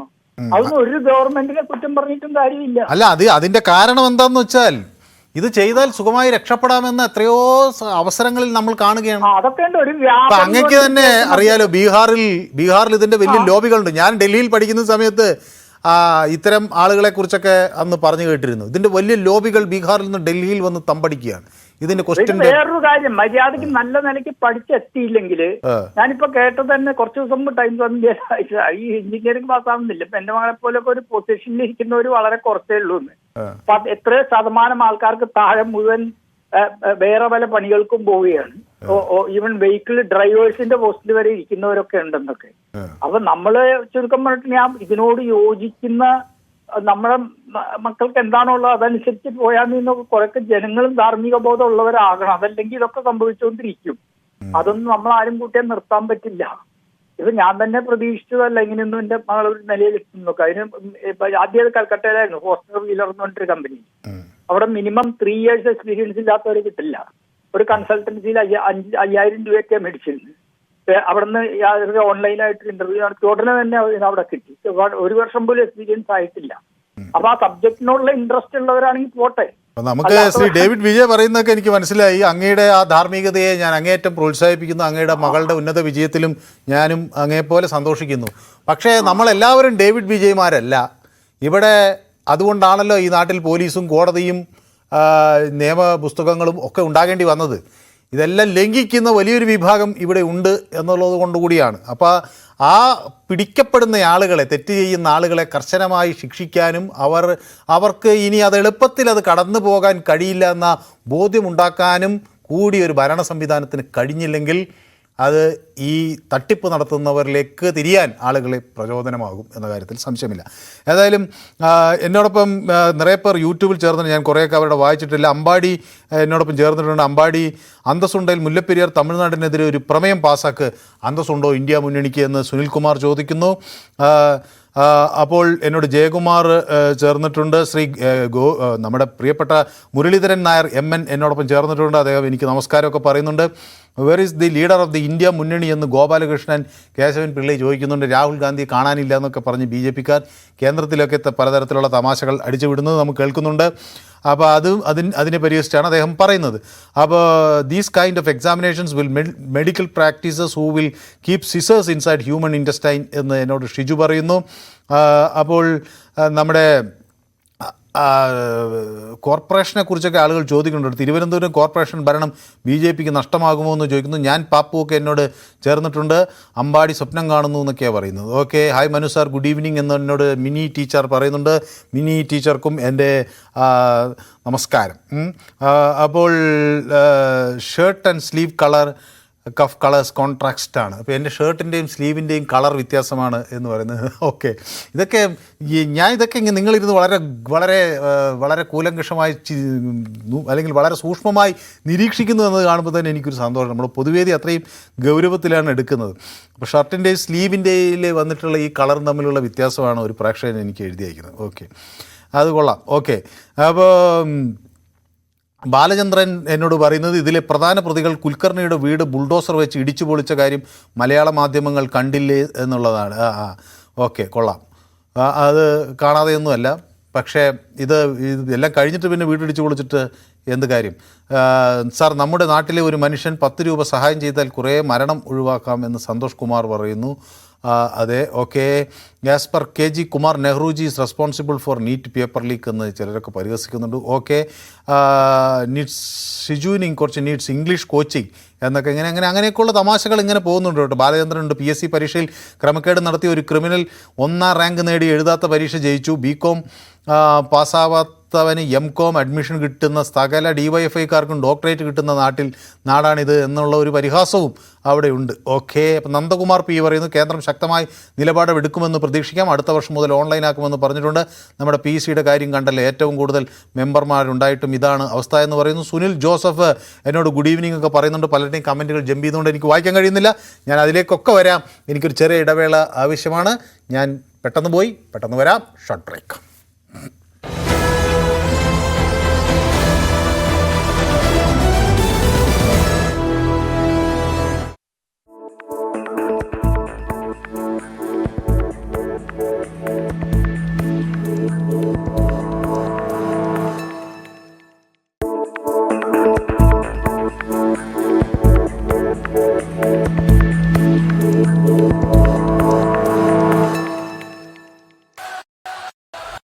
You think champion made in the arena?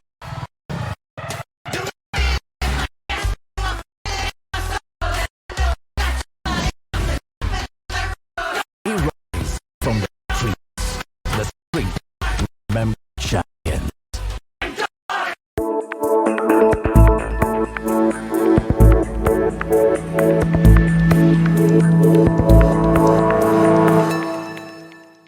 Indian സാമ്പത്തിക രംഗവും ഭരണനിർവഹണ സംവിധാനങ്ങളും ഡിജിറ്റൽ യുഗത്തിന്റെ അടുത്ത ഘട്ടത്തിലേക്ക് ചുവട് വെക്കുകയാണ്. ഓരോ ധനകാര്യ വർഷത്തിന്റെയും പകുതി അടയാളപ്പെടുത്തുന്ന ജൂലൈ മാസം സാധാരണയായി പുതിയ സാമ്പത്തിക അച്ചടക്കങ്ങളുടെയും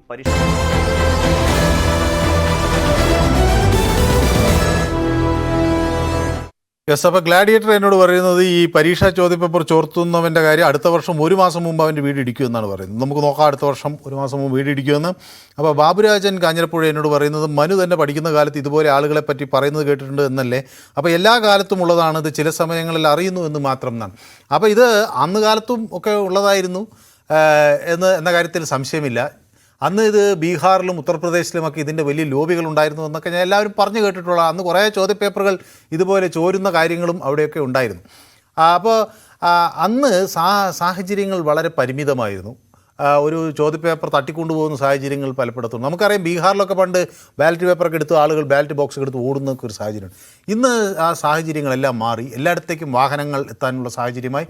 പെട്ടെന്ന് ആളുകൾക്ക് പ്രതികളെ പിടിക്കാനും അല്ലെങ്കിൽ എല്ലായിടത്തും CCTV ക്യാമറകൾ, അങ്ങനെ നമ്മുടെ സാങ്കേതിക സംവിധാനം വളരെയധികം അന്നത്തേതിൽ നിന്ന് ഇന്നത്തേലേക്ക് മെച്ചപ്പെട്ടു. ഇപ്പോൾ ഒരു ക്വസ്റ്റ്യൻ പേപ്പർ നമുക്ക് അയക്കണമെങ്കിൽ അതിന് 100,000 സംവിധാനങ്ങളായി. അപ്പോൾ ഇതൊക്കെ സമയക്കുറവ്, ഇപ്പോൾ വളരെ ചുരുങ്ങിയ സമയം കൊണ്ട് നമുക്കിത് ചെയ്യാം. ക്വസ്റ്റ്യൻ പേപ്പർ പ്രിപ്പയർ ചെയ്യാം. രാജ്യത്തിൻ്റെ പല ഭാഗത്തിരുന്ന ആളുകൾക്ക് ഈ ക്വസ്റ്റ്യൻ ബാങ്കിലേക്ക് കോൺട്രിബ്യൂട്ട് ചെയ്യാൻ ഒരേ സമയം കഴിയും.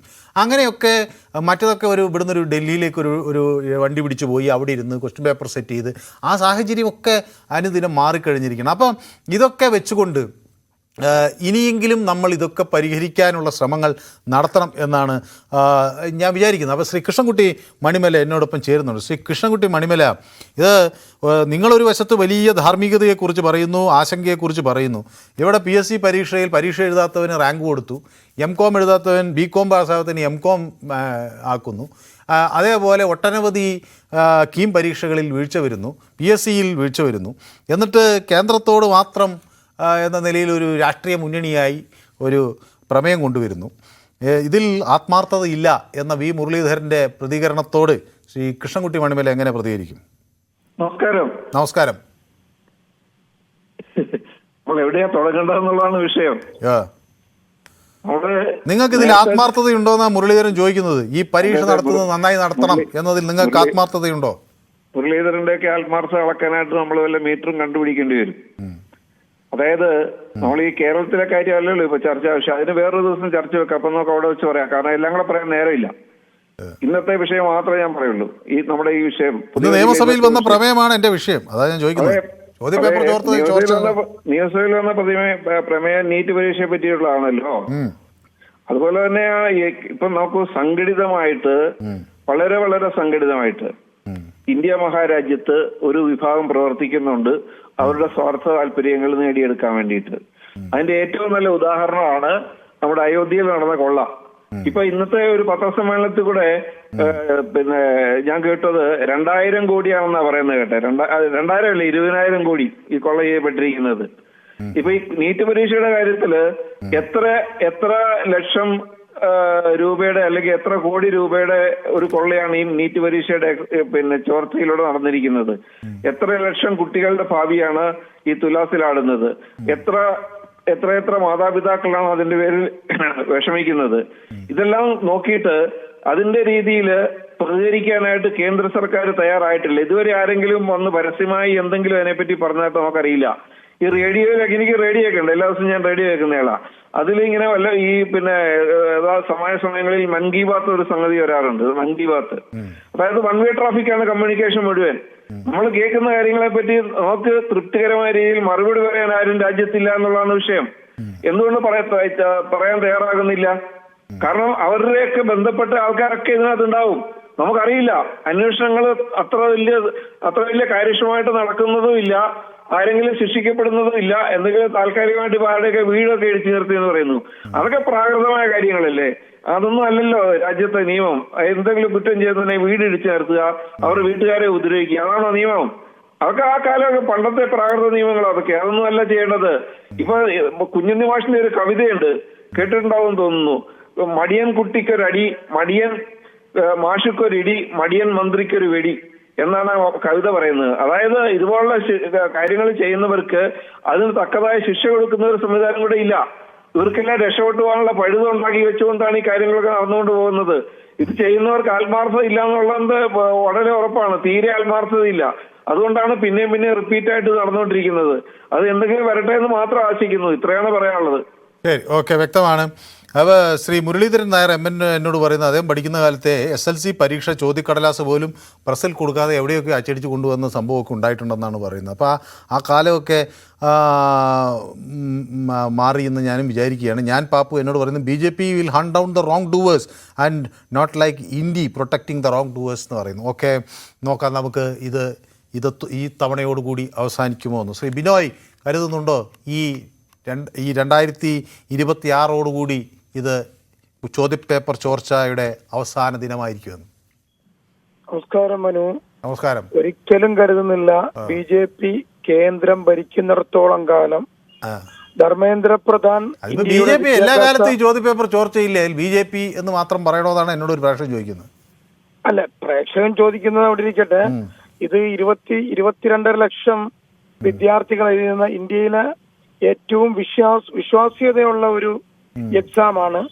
ഈ എക്സാം അപ്പൊ ഭരിക്കുന്ന മുന്നണി ആരാണോ അവർ ആ ഉത്തരവാദിത്വം ഇപ്പോഴത്തെ ഉത്തരവാദിത്വം ധർമ്മേന്ദ്ര പ്രധാനും ബഹുമാന്യനായി ഇന്ത്യയുടെ പ്രധാനമന്ത്രിയും. പ്രധാനമന്ത്രി ഇപ്പോഴും പറയുന്നത് ഞാൻ ധർമ്മേന്ദ്ര പ്രധാനെ വിളിക്കട്ടെ, കാര്യങ്ങൾ അന്വേഷിക്കട്ടെ എന്നുള്ളതാണ്. ലോകത്തെ ഇന്ത്യയുടെ വിദ്യാഭ്യാസത്തിന്റെ ഒരു അറിവ് അല്ലെ വിദ്യാഭ്യാസത്തിന്റെ മാർക്ക് എന്ന് പറഞ്ഞാൽ വളരെ വലുതാണ് ഇന്ത്യൻ വിദ്യാഭ്യാസം എന്ന് പറയുന്നത്. പക്ഷെ അതിന് തച്ച് തകർക്കുവാൻ വേണ്ടിയാണ് ഈ ധർമ്മേന്ദ്ര പ്രധാനും നമ്മുടെ ബഹുമാന്യനായ പ്രധാനമന്ത്രിയും മുന്നോട്ട് വരുന്നത്. പക്ഷെ രണ്ടാമതൊരു എക്സാം നടന്നിട്ട് പോലും അതിലും ഒരു വിശ്വാസ്യത ഇല്ല. ഇനി വരും ദിവസങ്ങളിൽ അറിയാൻ പറ്റൂ ഇതെങ്ങനെ ചോർന്നു ഒക്കെ അറിയാൻ പറ്റും. ഞാൻ ചോദിക്കുന്നത്, ഇത് നിങ്ങൾ BJP അംഗങ്ങളെ കൂടി വിശ്വാസത്തിലെടുത്ത് അവരെ കൂടി ഉൾപ്പെടുത്തി വേണ്ടിയിരുന്നില്ലേ ഇങ്ങനെ ഒരു പ്രമേയം? അത് കൂട്ടായ ഒരു പ്രമേയമാകുമായിരുന്നില്ലേ? അതിന് പകരം ഇവിടെ രാഷ്ട്രീയം കളിച്ചു എന്ന ആക്ഷേപത്തിന് ഒരു സാധ്യത തുറന്നു കൊടുത്തില്ലേ? അല്ല, അവർക്ക് സത്യസന്ധത ഉണ്ടെങ്കിൽ അവർക്ക് കൂടാമല്ലോ. അവർക്ക് നിയമസഭയിൽ അവര് 3 പേരുള്ളത് എഴുന്നേച്ചെന്ന് പറയല്ലേ. ഈ അഴിമതിക്കെതിരെ ഞങ്ങൾ പറയുന്നത് BJPക്കെതിരെ എന്നല്ല പറയുന്നത്. ഈ അഴിമതിക്കെതിരെ ആണ് പ്രമേയം പാസാക്കി. ഈ അഴിമതിക്കെതിരെ, ഈ നീറ്റ് എക്സാമിന്റെ അഴിമതിക്കെതിരെ, ധർമ്മേന്ദ്ര പ്രധാന്റെ അഴിമതിക്കെതിരെ, ഈ ധർമ്മേന്ദ്ര പ്രധാന്റെ ബാക്ക്ഗ്രൗണ്ട് ഇനി അന്വേഷിക്കേണ്ടിയിരിക്കുന്നു. CBI ചെയ്യേണ്ടുള്ളത് ധർമ്മേന്ദ്ര പ്രധാന്റെ മൊബൈലും മറ്റുള്ളതൊക്കെ വാങ്ങി അന്വേഷിക്കണം. അതുപോലെ ഇതിന് നേതൃത്വം നൽകിയത് തന്നെ ഒരു BJPക്കാരനാണ്. അത് ആരോപണം മാത്രമല്ല. യുവമോർച്ച നേതാവ് ദിനേശ് ഡിവാൾ എന്ന് പറഞ്ഞ ഒരു നാസിക്കുകാരനായ ഒരു BJPക്കാരനാണ് ഇന്ന് നേതൃത്വം നൽകിയത്. ഇതിൽ 5 പേരെ ഇപ്പൊ അറസ്റ്റ് ചെയ്തത്. 5 പേരും BJPക്കാരാണ്. ഹർഷദ് ആയാലും കുൽക്കർണി ആയാലും ശുഭൻ കൈർ നായർ, അങ്ങനെ ഒരു 3-4 പേരുടെ എല്ലാവരും BJPയുമായിട്ട് ബന്ധമുള്ളവർ. അതിന്റെ അർത്ഥം BJPക്ക് ഇതുമായിട്ട് ബന്ധമുണ്ട്. പക്ഷെ ഇന്ന് നിയമസഭയിൽ BJP എന്ന് പേര് പറഞ്ഞില്ല. ഈ നീറ്റ് എക്സാം അഴിമതിക്കെതിരെ പ്രമേയം ഒന്നിച്ചു പാസ്സാക്കുന്നു. അപ്പൊ അഴിമതി കണ്ടാൽ ശക്തമായി എതിർക്കും. അതിന് ഇടതുപക്ഷമെന്നോ വലതുപക്ഷമെന്നോ BJP ഒന്നോ ഇല്ല. ഇനി ന്യൂസ് പുറത്തു വിടേണ്ടത് ന്യൂസ് 18 ഇന്ത്യയിൽ മൊത്തം ഉള്ള ചാനലാ. മറ്റുള്ള സ്ഥലത്ത് നോക്കിയാൽ ഈ 5 പേരെ അറസ്റ്റ് ചെയ്തവർ, ഒരാള് BJPയുടെ യുവമോർച്ച നേതാവാണെന്ന് അവിടെയുള്ള രാജസ്ഥാനിലുള്ള പത്രങ്ങളൊക്കെ പറയുന്നുണ്ട്. BJP നേതാവാണ്. ശരി, അപ്പോൾ സമയം ഇങ്ങനെ അതിക്രമിക്കുന്നത് കൊണ്ടാണ് ഇത് കഴിയാറായി. ഏതായാലും ബിനോയ് നമ്മുടെ സ്ഥിരം പ്രേക്ഷകനാണല്ലോ, അപ്പോൾ അങ്ങ് പറയാൻ ഉദ്ദേശിച്ച് അങ്ങ് പറഞ്ഞെന്നാ പറയുക. ഷാജി കൊല്ലത്ത് എന്നോടൊപ്പം ചേരുന്നുണ്ട്. ഷാജി, ചുരുങ്ങിയ വാക്കുകളിൽ. നമസ്കാരം. ഞാൻ പെട്ടെന്ന് പറഞ്ഞു. അല്ല, ഈ പിന്നെ വി മുരളീധരന്റെ പ്രസ്താവന കാണുമ്പോൾ എനിക്ക് ഓർമ്മ വരുന്നത് ഈ വിരോധി എഴുത്തയച്ചതിന് കൊണ്ടുതരുന്ന പോസ്റ്റ്മാനെ പിടിച്ച് തല്ലുന്ന ഒരു സ്വഭാവം ഉണ്ടല്ലോ, അതാണ് എനിക്ക് തോന്നുന്നത്. ഇത് പിന്നെ എന്താണ് പിന്നെ ചെയ്യേണ്ടുന്നത്? ഈ എത്രയോ കുട്ടികളുടെ പിന്നെ ഭാവി വന്നാടുന്ന 20 ലക്ഷത്തിൽ പരം കുട്ടികൾ എഴുതിയ, എന്ത് പ്രതീക്ഷയോടുകൂടി എഴുതിയ ഒരു പരീക്ഷ, ആ പരീക്ഷയിൽ ഉത്തരവാദിത്വത്തോടുകൂടി ഇതിന്റെ എല്ലാം പ്രത്യക്ഷമായും പരോക്ഷമായിട്ട് ഇതിന്റെ ആനുകൂല്യം പറ്റുന്നവർ, അതായത് ഈ പരീക്ഷ ക്രമക്കേടിന്റെ ആനുകൂല്യം പറ്റുന്നത് എല്ലാം BJPയുമായിട്ട് ബന്ധമുള്ളവരല്ലേ? ഇതിനെ പിന്നെ ഏത് രീതിയിലാണ് നമ്മൾ നേരിടേണ്ടുന്നത്? ദേശീയ തലത്തിൽ എന്താണ് അവരെടുത്തത്? കുറെ പ്രാകൃതമായ, നേരത്തെ ഒരു സുഹൃത്ത് ചേട്ടൻ പറഞ്ഞ പോലെ, പ്രാകൃതമായ എവിടെങ്കിലും പോയി കുറെ ബിൽഡിങ്ങുകൾ ഇടിച്ചു കളഞ്ഞാൽ പിന്നെ ഇതിന് പരിഹാരമാവുമോ? അവരുടെയൊക്കെ വീടുകളൊക്കെ ഇടിച്ചു കളഞ്ഞാൽ എന്താണിത്? ഇത് പിന്നെ വേറൊരു സഹോദരൻ പറഞ്ഞതെന്ന് പറഞ്ഞാൽ, പിന്നെ എത്ര ഹെലികോപ്റ്റർ ഓടുന്നത് ഗവൺമെന്റിനെ പുകഴ്ത്തേണ്ടേ എന്നാ പറയുന്നത്. അദ്ദേഹം അങ്ങനെ സാഹചര്യം കണ്ടെത്തിക്കോട്ടെ, ഇരുന്ന് പുകഴ്ത്തിക്കോട്ടെ. പക്ഷെ ജനങ്ങൾ, ഈ കുട്ടികളുടെ പ്രതീക്ഷയോടുകൂടി ഈ ഒരു നീറ്റ് പരീക്ഷ എന്ന് പറയുന്നത് എത്ര നാളത്തെ അധ്വാനമായിരിക്കും, എത്ര നാളത്തെ പ്രതീക്ഷയായിരിക്കും ആ ഒരു കുട്ടി എഴുതുന്നത്. അതല്ലേ പിന്നെ എടുത്തു കളഞ്ഞു. എത്ര കുട്ടികൾ കരയുന്നത്? എനിക്ക് നേരിട്ട് അനുഭവമുള്ള കാര്യങ്ങളുണ്ട്. എന്റെ കുടുംബത്തിലും പശ്ചാത്തലത്തിലും ഒക്കെ പരീക്ഷ എഴുതിയിട്ട് ഇങ്ങനെ വന്നു പോയതിൽ, പ്രതീക്ഷയോട് പരീക്ഷ എഴുതിയിട്ട് ഇങ്ങനെ വന്നു പോയതിൽ, ഇനി ഒന്നേന്ന് അവർ പലതുമൊക്കെ മറന്നുപോയി, അടച്ചു വെച്ച് കഴിഞ്ഞു. ഇനി ഒന്നേന്ന് പിന്നെ പഠിച്ചാണ് എഴുതിയത്. ഇനി എത്രണ്ട് ഫലപ്രദം ആവുമെന്ന് അറിയാൻ വയ്യ. അത് ഇവര് ഇതുമായിട്ട് ബന്ധമുള്ള ഇത് ആരെ പിടിക്കാനാണ്? ഇതെന്തായി തീരും? ഇത് അയോധ്യക്കുള്ള പോലും എന്തായി തീരും? ഇതൊക്കെ വളരെ എന്ത് പറയണമെന്ന് പറഞ്ഞോട്ടെ. പുകഴ്ത്തണമെന്ന് ആഗ്രഹമുള്ളവർ മാറിയിരുന്നങ്ങ് പൂഴ്ത്തിക്കോട്ടെ. അതേ ഉള്ളൂ ഇതിനകത്ത് പറയാൻ.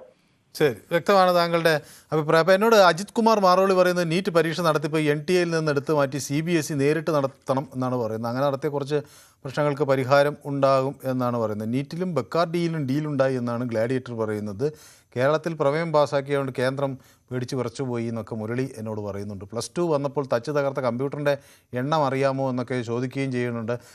അയോധ്യയിൽ 20,000 കോടിയുടെ കൊള്ള എന്ന് പറഞ്ഞതൊക്കെ ഒരു കനത്തിന് കിടക്കട്ടെ എന്ന് വിചാരിച്ച് പറഞ്ഞതായിരിക്കും എന്ന് നമ്മുടെ കൃഷ്ണൻകുട്ടിയോട് ഇത് പറയുന്നുണ്ട്. Dharmendra Pradhan is not getting connected എന്ന് പറയുന്നുണ്ട്. ഓക്കെ, തങ്കപ്പൻ എന്നോടൊപ്പം ചേരുന്നത് കോട്ടയത്ത് നിന്നാണ്. ശ്രീ തങ്കപ്പൻ. നമസ്കാരം. ശ്രീ തങ്കപ്പന് തോന്നുന്നുണ്ടോ ഇത് ഒരു രാഷ്ട്രീയമായ ഒരു പ്രമേയമായിരുന്നു എന്ന്, അതോ ഇത് ആത്മാർത്ഥമായ ഒരു പ്രമേയമായിരുന്നു എന്ന് ആണോ കണക്കാക്കുന്നത്? തീർച്ചയായിട്ടും രാഷ്ട്രീയ പ്രമേയമാണ് സാറേ. കാരണം എന്താ പറഞ്ഞാല് ഏത് രാഷ്ട്രീയക്കാരും അധികാരത്തിൽ അവനവന്റെ ആൾക്കാരെ കയറ്റിവിടുന്ന രീതിയിലേക്ക് വരും. വിദ്യാഭ്യാസത്തിൽ ഒരുമാതിരി കശാപ്പ് ചെയ്യുന്ന രീതിയിലാണ് എല്ലാ രാഷ്ട്രീയക്കാരും ചെയ്യുന്നത്. നമുക്കറിയാം, ഇന്ത്യയുടെ പ്രധാനമന്ത്രി പറഞ്ഞിരിക്കുന്ന ആദ്യത്തെ പ്രധാനമന്ത്രി പറഞ്ഞ കുട്ടികളുടെ ഇന്ത്യയുടെ ആത്മാവ് വളരുന്നത്. അത് തന്നെ ശാസ്ത്രായുധ പേരിൽ തന്നെ പട്ടിണിയായ മനുഷ്യ പുസ്തകം കയ്യിലെടുത്തോളുന്ന വിദ്യാഭ്യാസമാണ് ഏറ്റവും കൂടുതൽ അവന്റെ ഉന്നതമായ രീതി എന്നാണ്. പക്ഷെ അതിനെല്ലാം കശാപ്പ് ചെയ്യുന്ന രീതിയിലാണ് ഈ രാഷ്ട്രീയക്കാർ ഏവരും. അത് ഇടതുപക്ഷമാണ്, വലതുപക്ഷമാണ്, BJP ആണല്ലോ. ഈ രാഷ്ട്രീയത്തെ നമുക്ക് ഒരിക്കലും ഒരു പ്രമേയമായിട്ട് കാണാൻ പറ്റത്തില്ല. കാരണം അവനോ സൗകര്യാർത്ഥം മാത്രം രാഷ്ട്രീയക്കാരെ വളർത്തിക്കൊണ്ടുവന്ന് അവരിലേക്ക് ആക്കുവാനാണ് ഇവരുടെ ശ്രമം. ശരി, വ്യക്തമാണ് താങ്കളുടെ അഭിപ്രായം. അപ്പോൾ ശ്രീ ബാലകൃഷ്ണൻ വടകര എന്നോടൊപ്പം ചേരുന്നുണ്ട്. ശ്രീ ബാലകൃഷ്ണൻ വടകര, CPM അനുകൂലികളൊക്കെ എന്നോട് ചോദിക്കുന്നത്, ഇതുപോലെ ഒരു പ്രശ്നമുണ്ടായാൽ പിന്നെ ഈ നാട്ടിലെ സാമാജികർ എന്ത് ചെയ്യണം? അവർ കൂട്ടായി ഒരു പ്രമേയം പാസ്സാക്കിക്കൂടെ എന്നാണ് ചോദിക്കുന്നത്. അപ്പോൾ ഇത് നിങ്ങളിതിനെ പ്രമേയം എന്ന് പറഞ്ഞ് പരിഹസിക്കേണ്ടതുണ്ടോ എന്നാണ് അവരുടെ ചോദ്യം. സാർ നമസ്കാരം. നമസ്കാരം. പ്രമേയം പലതും കേരള സർക്കാർ പാസ്സാക്കിയിട്ടുണ്ട്, ഒന്നിച്ചെടുത്തും പലതും. പക്ഷെ അതൊന്നുമല്ല സാർ. നീറ്റ് പരീക്ഷയിൽ ആദ്യം ക്രമക്കേട് കേന്ദ്ര സർക്കാരിന്റെ ഭാഗത്തു നിന്ന് ഉണ്ടായിട്ടുണ്ട്. അത് യാതൊരു സംശയവും വേണ്ട. കാരണം ശക്തമായ ഒരു നടപടി ഉണ്ടായിട്ടില്ല. പക്ഷെ പിന്നെ അത് വീണ്ടും നടത്തി, കൃത്യമായ രൂപത്തിൽ നടത്തി, അത് കൃത്യമായ പരീക്ഷ കഴിഞ്ഞു. ഇപ്പൊ അത് രാഷ്ട്രീയ മുതലെടുപ്പിന് മാത്രം വേണ്ടിയുള്ള ഒരു നിലപാടാണ്, അല്ലാതെ വേറൊന്നും. ഇപ്പൊ തന്നെ നമ്മൾ നോക്കൂ, PM ശ്രീ ആവാസ് യോജന ഇവര് ഇപ്പൊ യോജിക്കുന്നല്ലേ. ആദ്യം പറഞ്ഞെന്താ, പ്രധാനമന്ത്രിയുടെ ഫോട്ടോ വെക്കണം. സാറേ, ഒരു വീടില്ലാത്തവന് ഒരു എംബ്ലം വെക്കുന്നതിൽ യാതൊരു പ്രശ്നവും ഇല്ല. ഇന്ത്യ രാജ്യത്തെ ഒരു പൗരന് ഒരു വീടുണ്ടാവുമ്പോൾ, ഒരു കിടപ്പാടമില്ലാത്തവന് ഒരു കിടപ്പാടം ഉണ്ടാവുമ്പോൾ സർക്കാർ കേൾക്കുന്നുണ്ട്. അത് അങ്ങക്ക് അതിലൊരു പ്രയാസം ഉണ്ടാവില്ലായിരിക്കും. പക്ഷേ വീടില്ലാത്തവനെ സംബന്ധിച്ചിടത്തോളം അവനെ വീട് കൊടുക്കാൻ പൈസ കൊടുക്കുന്ന ഇവിടുത്തെ നികുതിദായകരാണല്ലോ. അപ്പോൾ അവരുടെ ആരുടെയെങ്കിലും പടം വെക്കുന്നതിനേക്കാൾ ഈ രാഷ്ട്രീയ നേതാക്കളുടെയൊക്കെ പടം വെക്കണമെന്നും അത് ഒരു വോട്ടിന് വേണ്ടി ഉപയോഗിക്കുകയും ചെയ്യുന്നു എന്നൊക്കെയാണ് അവരുടെ ആക്ഷേപം. രാഷ്ട്രീയ നേതാക്കൾ നരേന്ദ്രമോദിയുടെ പടം വെക്കാൻ പറഞ്ഞിട്ടുണ്ടെങ്കിൽ അത് അങ്ങേയറ്റം തെറ്റാണ്. നരേന്ദ്രമോദിയുടെ ഔദാര്യമല്ലത്, ഇവിടുത്തെ പബ്ലിക്കിന്റെ ടാക്സ് ആണ് ഇതിന്. ഇത് കേരള ഈ ബ്രാൻഡിങ് എന്നത് സഭയിൽ തന്നെ അവർ സമ്മതിച്ചിട്ടുള്ളതാണല്ലോ. ഇത് റേഷൻ കടകളിൽ അതുപോലെ പല സ്ഥലങ്ങളിൽ ഇതുപോലെ ബ്രാൻഡിങ് ചെയ്യണം. കേന്ദ്ര പരിപാടികൾ കേരളം ബ്രാൻഡ് ചെയ്യാൻ നോക്കുന്നു, അവരുടെ പരിപാടിയായി ചെയ്യാൻ നോക്കുന്നു, നിങ്ങളുടെ പരിപാടിയായി ചെയ്യാൻ നോക്കുന്നു. അങ്ങനെ ഇത് രണ്ടുപേരും പരിപാടികളാക്കി ചെയ്യാൻ നോക്കി ഇതുവഴി അധികാരം ഉറപ്പിക്കാൻ നോക്കുകയാണ്. അതിലൊന്നും എനിക്ക് പരാതിയില്ല. പക്ഷേ ഇത് സാധാരണക്കാരന് കിട്ടണം എന്നതടുത്തേ മാത്രമേ എനിക്ക് ഉള്ളൂ. അവന് ഒരു ആത്മാഭിമാനത്തോടു കൂടി ആ വീട്ടിൽ താമസിക്കാനും കഴിയണം. ഇതല്ല പ്രശ്നം. ഇവിടെ നമ്മുടെ ചോദ്യം, ഈ രണ്ട് മുന്നണികൾ ചേർന്ന് ഒരു പ്രമേയം പാസ്സാക്കുമ്പോൾ അതിൽ BJP അതിനോട് യോജിക്കുന്നുണ്ടോ? ഈ പ്രമേയത്തോട് എന്തുകൊണ്ട് അവർ യോജിക്കില്ല? ഒരിക്കലും യോജിക്കാൻ പറ്റൂലെന്ന് സാർ. കാരണം പ്രമേയം ഇവർ പലതും പാസ്സാക്കിയിട്ടുണ്ട്. പൗരത്വ നിയമം വന്നപ്പോ ഇവർ പ്രമേയം പാസ്സാക്കിയിട്ടുണ്ട്. പൗരത്വ നിയമം നടപ്പായില്ലേ? അല്ല, ആ പൗരത്വ നിയമമാണോ ഈ പ്രമേയം? രാജ്യത്തെ വിദ്യാർത്ഥികളുടെ ഭരണഘടനാപരമായ അവകാശങ്ങളും തുല്യ അവസരങ്ങളും സംരക്ഷിക്കുകയും ദേശീയ പ്രവേശന പരീക്ഷകളുടെ വിശ്വസത, സുതാര്യത, നിഷ്പക്ഷത എന്നിവ പൂർണ്ണമായി പുനഃസ്ഥാപിക്കുകയും ചെയ്യുകയും അതിൽ ദേശീയ പരീക്ഷണ സംവിധാനം സമഗ്രമായി പരിഷ്കരിക്കുകയും ചെയ്യണമെന്നാവശ്യപ്പെട്ടൊരു പ്രമേയം പാസ്സാക്കുമ്പോൾ നിങ്ങൾക്ക് എന്താണ് അതിൽ വിയോജിപ്പ് തോന്നാൻ കാരണം? സാറേ, ഞാൻ പറഞ്ഞില്ലേ, ഈ നീറ്റ് പരീക്ഷയുടെ കാര്യത്തിൽ കേന്ദ്ര സർക്കാരിന്റെ ഭാഗത്ത് ആദ്യം വീഴ്ച ഉണ്ടായിരുന്നു. എന്തിനേറെ പറയുന്നു, പ്രധാനമന്ത്രി ഒരു ശക്തമായ ഒരു പ്രതികരണം അതിൽ നടത്തിയിട്ടില്ല. അതിൽ ഞാൻ ഖേദം പ്രകടിപ്പിക്കുന്നു. പക്ഷേ വീണ്ടും ആ പരീക്ഷ നടത്തി, അത് ശക്തമായ രീതിയിൽ ശരിയായ രൂപത്തിൽ നടത്തി എന്നാണ് ഞാൻ വിശ്വസിക്കുന്നത്. പിന്നെ വീണ്ടും ഈ പറയുന്ന കാര്യം പ്രമേയം പലതും പാസ്സാക്കും. ഇനിയിപ്പോ പലതും പാസ്സാക്കുന്ന പ്രമേയത്തിൽ ഞങ്ങൾ കണ്ടില്ലെന്ന് നടിക്കുന്നതാണോ? അങ്ങനെയാണോ? എല്ലാ സാർ, കണ്ടില്ലെന്ന് അടിക്കണ്ടല്ലോ എന്ന്. ഇവർ പറയുന്ന കാര്യങ്ങൾ, ഇവര് നറേറ്റീവ് കേരളത്തിൽ സൃഷ്ടിച്ചിട്ടുണ്ട്. മോഡി വിരോധം അതിപ്പോ പൊളിഞ്ഞ് പാളീസാവുകയാണ്. നമ്മുടെ ബഹുമാന്യ തദ്ദേശ സ്വയംഭരണ വകുപ്പ് മന്ത്രി ഈ പ്രമേയത്തിൽ എവിടെയാ മോഡി വിരോധം? എവിടെയുള്ളത്? ഈ പ്രമേയം മുഴുവൻ ഞാൻ വായിച്ചു നോക്കി. അതുകൊണ്ടാണ് ഞാൻ പറയുന്നത് ഇതിലൊരു മോഡി വിരോധവും ഇല്ലെന്നേ. രാജ്യത്തെ മെഡിക്കൽ വിദ്യാഭ്യാസ മേഖലയിലെ പ്രവേശനത്തിനായി ഏകീകൃത പരീക്ഷയായ നീറ്റ് നടത്തിപ്പിനുമായി ബന്ധപ്പെട്ട രാജ്യത്തിൻ്റെ വിവിധ ഭാഗങ്ങളിൽ നിന്ന് റിപ്പോർട്ട് ചെയ്യപ്പെട്ട ചോദ്യപേപ്പർ ചോർച്ച, പരീക്ഷാ നടത്തിപ്പിലെ ക്രമക്കേടുകൾ, പരീക്ഷാ കേന്ദ്രത്തിലെ ഭരണപരവും സാങ്കേതികവുമായ വീഴ്ചകൾ, മാർക്ക് നിർണയത്തിലെ ഫലപ്രഖ്യാപനത്തിലെ അപാകതകൾ എന്നിവ മൂലം പരീക്ഷയുടെ വിശ്വാസ്യത, സുതാര്യത, നിഷ്പക്ഷത എന്നിവ ചോദ്യം ചെയ്യപ്പെടുന്ന ഗുരുതരമായ സാഹചര്യത്തിലാണ് ഈ പ്രമേയം എന്ന് പറയുന്നത്. ഇതിലെവിടെയാണ് നരേന്ദ്രമോദിയെ വിമർശിക്കുന്നത്? എല്ലാം നരേന്ദ്രമോദി എന്നെ വിമർശിക്കുന്നു എന്ന് പറഞ്ഞിങ്ങനെ പറയുകയാണോ? അങ്ങനെ എങ്ങനെയാണ് പറയാൻ പറ്റുന്നത്? നിങ്ങളും കൂടി ഇതിനെ പിന്താങ്ങണമായിരുന്നു എന്നാണ് എൻ്റെ അഭിപ്രായം. അത് പിന്താങ്ങോ ഇല്ലയോ എന്നുള്ളത് നിങ്ങളുടെ കാര്യം. നിങ്ങൾക്ക് രാഷ്ട്രീയപരമായി വിയോജിക്കാം. ഇത് ഞങ്ങൾ ഒരു തവണ പൊളിഞ്ഞെങ്കിലും നന്നായി നടത്തി എന്ന് പറഞ്ഞ് നിങ്ങൾക്ക് ആശ്വസിക്കാം. പക്ഷേ ഇതുകൊണ്ട് ഈ പ്രശ്നം തീരില്ല. ഈ ലോബികൾ വീണ്ടും നിങ്ങളുടെ പുറകെ ഉണ്ട്. അവർ ഇനിയും ചോദ്യപേപ്പറുകൾ ചോർത്തും. അതിനൊക്കെ അവരതിനേക്കാൾ വലിയ ശക്തരാണ്. നിങ്ങളുടെ പാർട്ടിക്കകത്ത് തന്നെ ഇതിന് ചില ആളുകൾ നുഴഞ്ഞു കയറിയിട്ടുണ്ട്. അവരെ ആദ്യം കണ്ടുപിടിച്ച് പുറത്താക്കുകയാണ് നിങ്ങൾ ചെയ്യേണ്ടത്. ഓക്കെ, അത് എല്ലാം എന്നല്ല, അതാ ചെയ്യേണ്ടത്. അപ്പോൾ നമുക്ക് ഇത് നമ്മൾ വലിയ വായിൽ സംസാരിച്ചിട്ട് കാര്യമില്ല. നമുക്ക് ഇച്ഛാശക്തിയുള്ളൊരു സർക്കാർ ആദ്യം ചെയ്യേണ്ടത് സ്വന്തം പാർട്ടിക്കകത്ത് ഒരു നവീകരണ പ്രവർത്തനം, ഒരു ശുദ്ധീകരണ പ്രവർത്തനം നടത്തിയാൽ ആണ് ഇത് മാറാൻ കഴിയും. കാരണം അധികാരത്തിൽ ഒരു പാർട്ടി തുടരുന്നിടത്തോളം കാലം ദീർഘകാലം തുടർന്നാൽ അതിലേക്ക് അഴിമതിക്കാരുടെ പ്രവാഹം പതുക്കെ വരും. അങ്ങനെ വരുന്നവരെയെല്ലാം വാഷിംഗ് മെഷീനിലിട്ട് വെളുപ്പിച്ച് കൂടെ കൂട്ടാമെന്ന് ധരിച്ചാൽ പിന്നീട് അത് ആ പാർട്ടിക്ക് തന്നെ വലിയ തലവേദനയായി മാറും. ഇത് ഒരു യാഥാർത്ഥ്യമാണ്. ഏതായാലും ഈ വിഷയം ഞാൻ യൂട്യൂബിലും പ്രേക്ഷകർക്ക് മുന്നിൽ വെച്ചിരുന്നു. പ്രേക്ഷകരോട് ഞാൻ ചോദിച്ചത് ഇതൊരു രാഷ്ട്രീയ ലക്ഷ്യമുള്ള ഒരു പ്രമേയമാണോ എന്നാണ്. അപ്പം എനിക്ക് വോട്ട് ചെയ്ത പ്രേക്ഷകർ കൂടുതലും പറയുന്നത് ഇത് ഒരു രാഷ്ട്രീയ ലക്ഷ്യത്തോടു കൂടി ചെയ്തതാണ്, ഇതിൽ ഒട്ടും ആത്മാർത്ഥതയില്ല എന്നാണ്. 63% ഈ പ്രമേയത്തിൽ ആത്മാർത്ഥതയില്ലെന്ന് പറയുമ്പോൾ 37% പ്രമേയത്തിൽ ആത്മാർത്ഥതയുണ്ട് എന്ന് പറയുന്നു. പക്ഷേ ഏതായാലും ലക്ഷക്കണക്കിന് വിദ്യാർത്ഥികളുടെ സ്വപ്നവും കുടുംബങ്ങളുടെ പ്രതീക്ഷകളും താങ്ങി നിൽക്കുന്നത് നമ്മുടെ വിദ്യാഭ്യാസ സംവിധാനത്തിലാണ്. അതിൻ്റെ വിശ്വസ്തത സംരക്ഷിക്കപ്പെടേണ്ടത് രാജ്യത്തിൻ്റെ ഭാവിയുമായി ബന്ധപ്പെട്ട ഒരു വിഷയമാണ്. പരീക്ഷാ നടത്തിപ്പിൽ ക്രമക്കേടുകൾക്കും തെറ്റായ പ്രവണതകൾക്കും ഒരിക്കലും ഇടമുണ്ടാകരുത്. രാജ്യത്തെ വിദ്യാഭ്യാസ നിലവാരം, പരീക്ഷാ സംവിധാനത്തിൻ്റെ വിശ്വസ്തത ഉയർത്തിപ്പിടിക്കാൻ എല്ലാ തലങ്ങളിലും ജാഗ്രതയും നമുക്ക് അനിവാര്യമാണ്. ചോദ്യപേപ്പർ ചോർച്ചയിലോ മറ്റ് ക്രമക്കേടുകളിലോ പങ്കുള്ളവർ ആരായാലും നിയമത്തിന് മുന്നിലെത്തണം. വിദ്യാർത്ഥികളുടെ ഭാവിയുമായി കളിക്കുന്നവരോട് ഒരു തരത്തിലുള്ള വിട്ടുവീഴ്ചയും പാടില്ല. ഇത്തരം കുറ്റകൃത്യങ്ങൾ ആവർത്തിക്കപ്പെടാതിരിക്കാൻ ശക്തവും മാതൃകാപരവുമായ നടപടികളാണ് വേണ്ടത്. വിദ്യാഭ്യാസ രംഗത്തെ വിശ്വാസം പുനഃസ്ഥാപിക്കുകയും രാജ്യത്തിൻ്റെ വിദ്യാഭ്യാസ മികവ് സംരക്ഷിക്കുകയും ചെയ്യുക എന്നത് നമ്മളുടെ എല്ലാവരുടെയും കൂട്ടായ ഉത്തരവാദിത്വമാണ്. ഇന്നത്തെ പൊതുവേദി ഇവിടെ സമാപിക്കുകയാണ്. നാളെ മറ്റൊരു വിഷയവുമായി വീണ്ടും കാണാം. നന്ദി, നമസ്കാരം.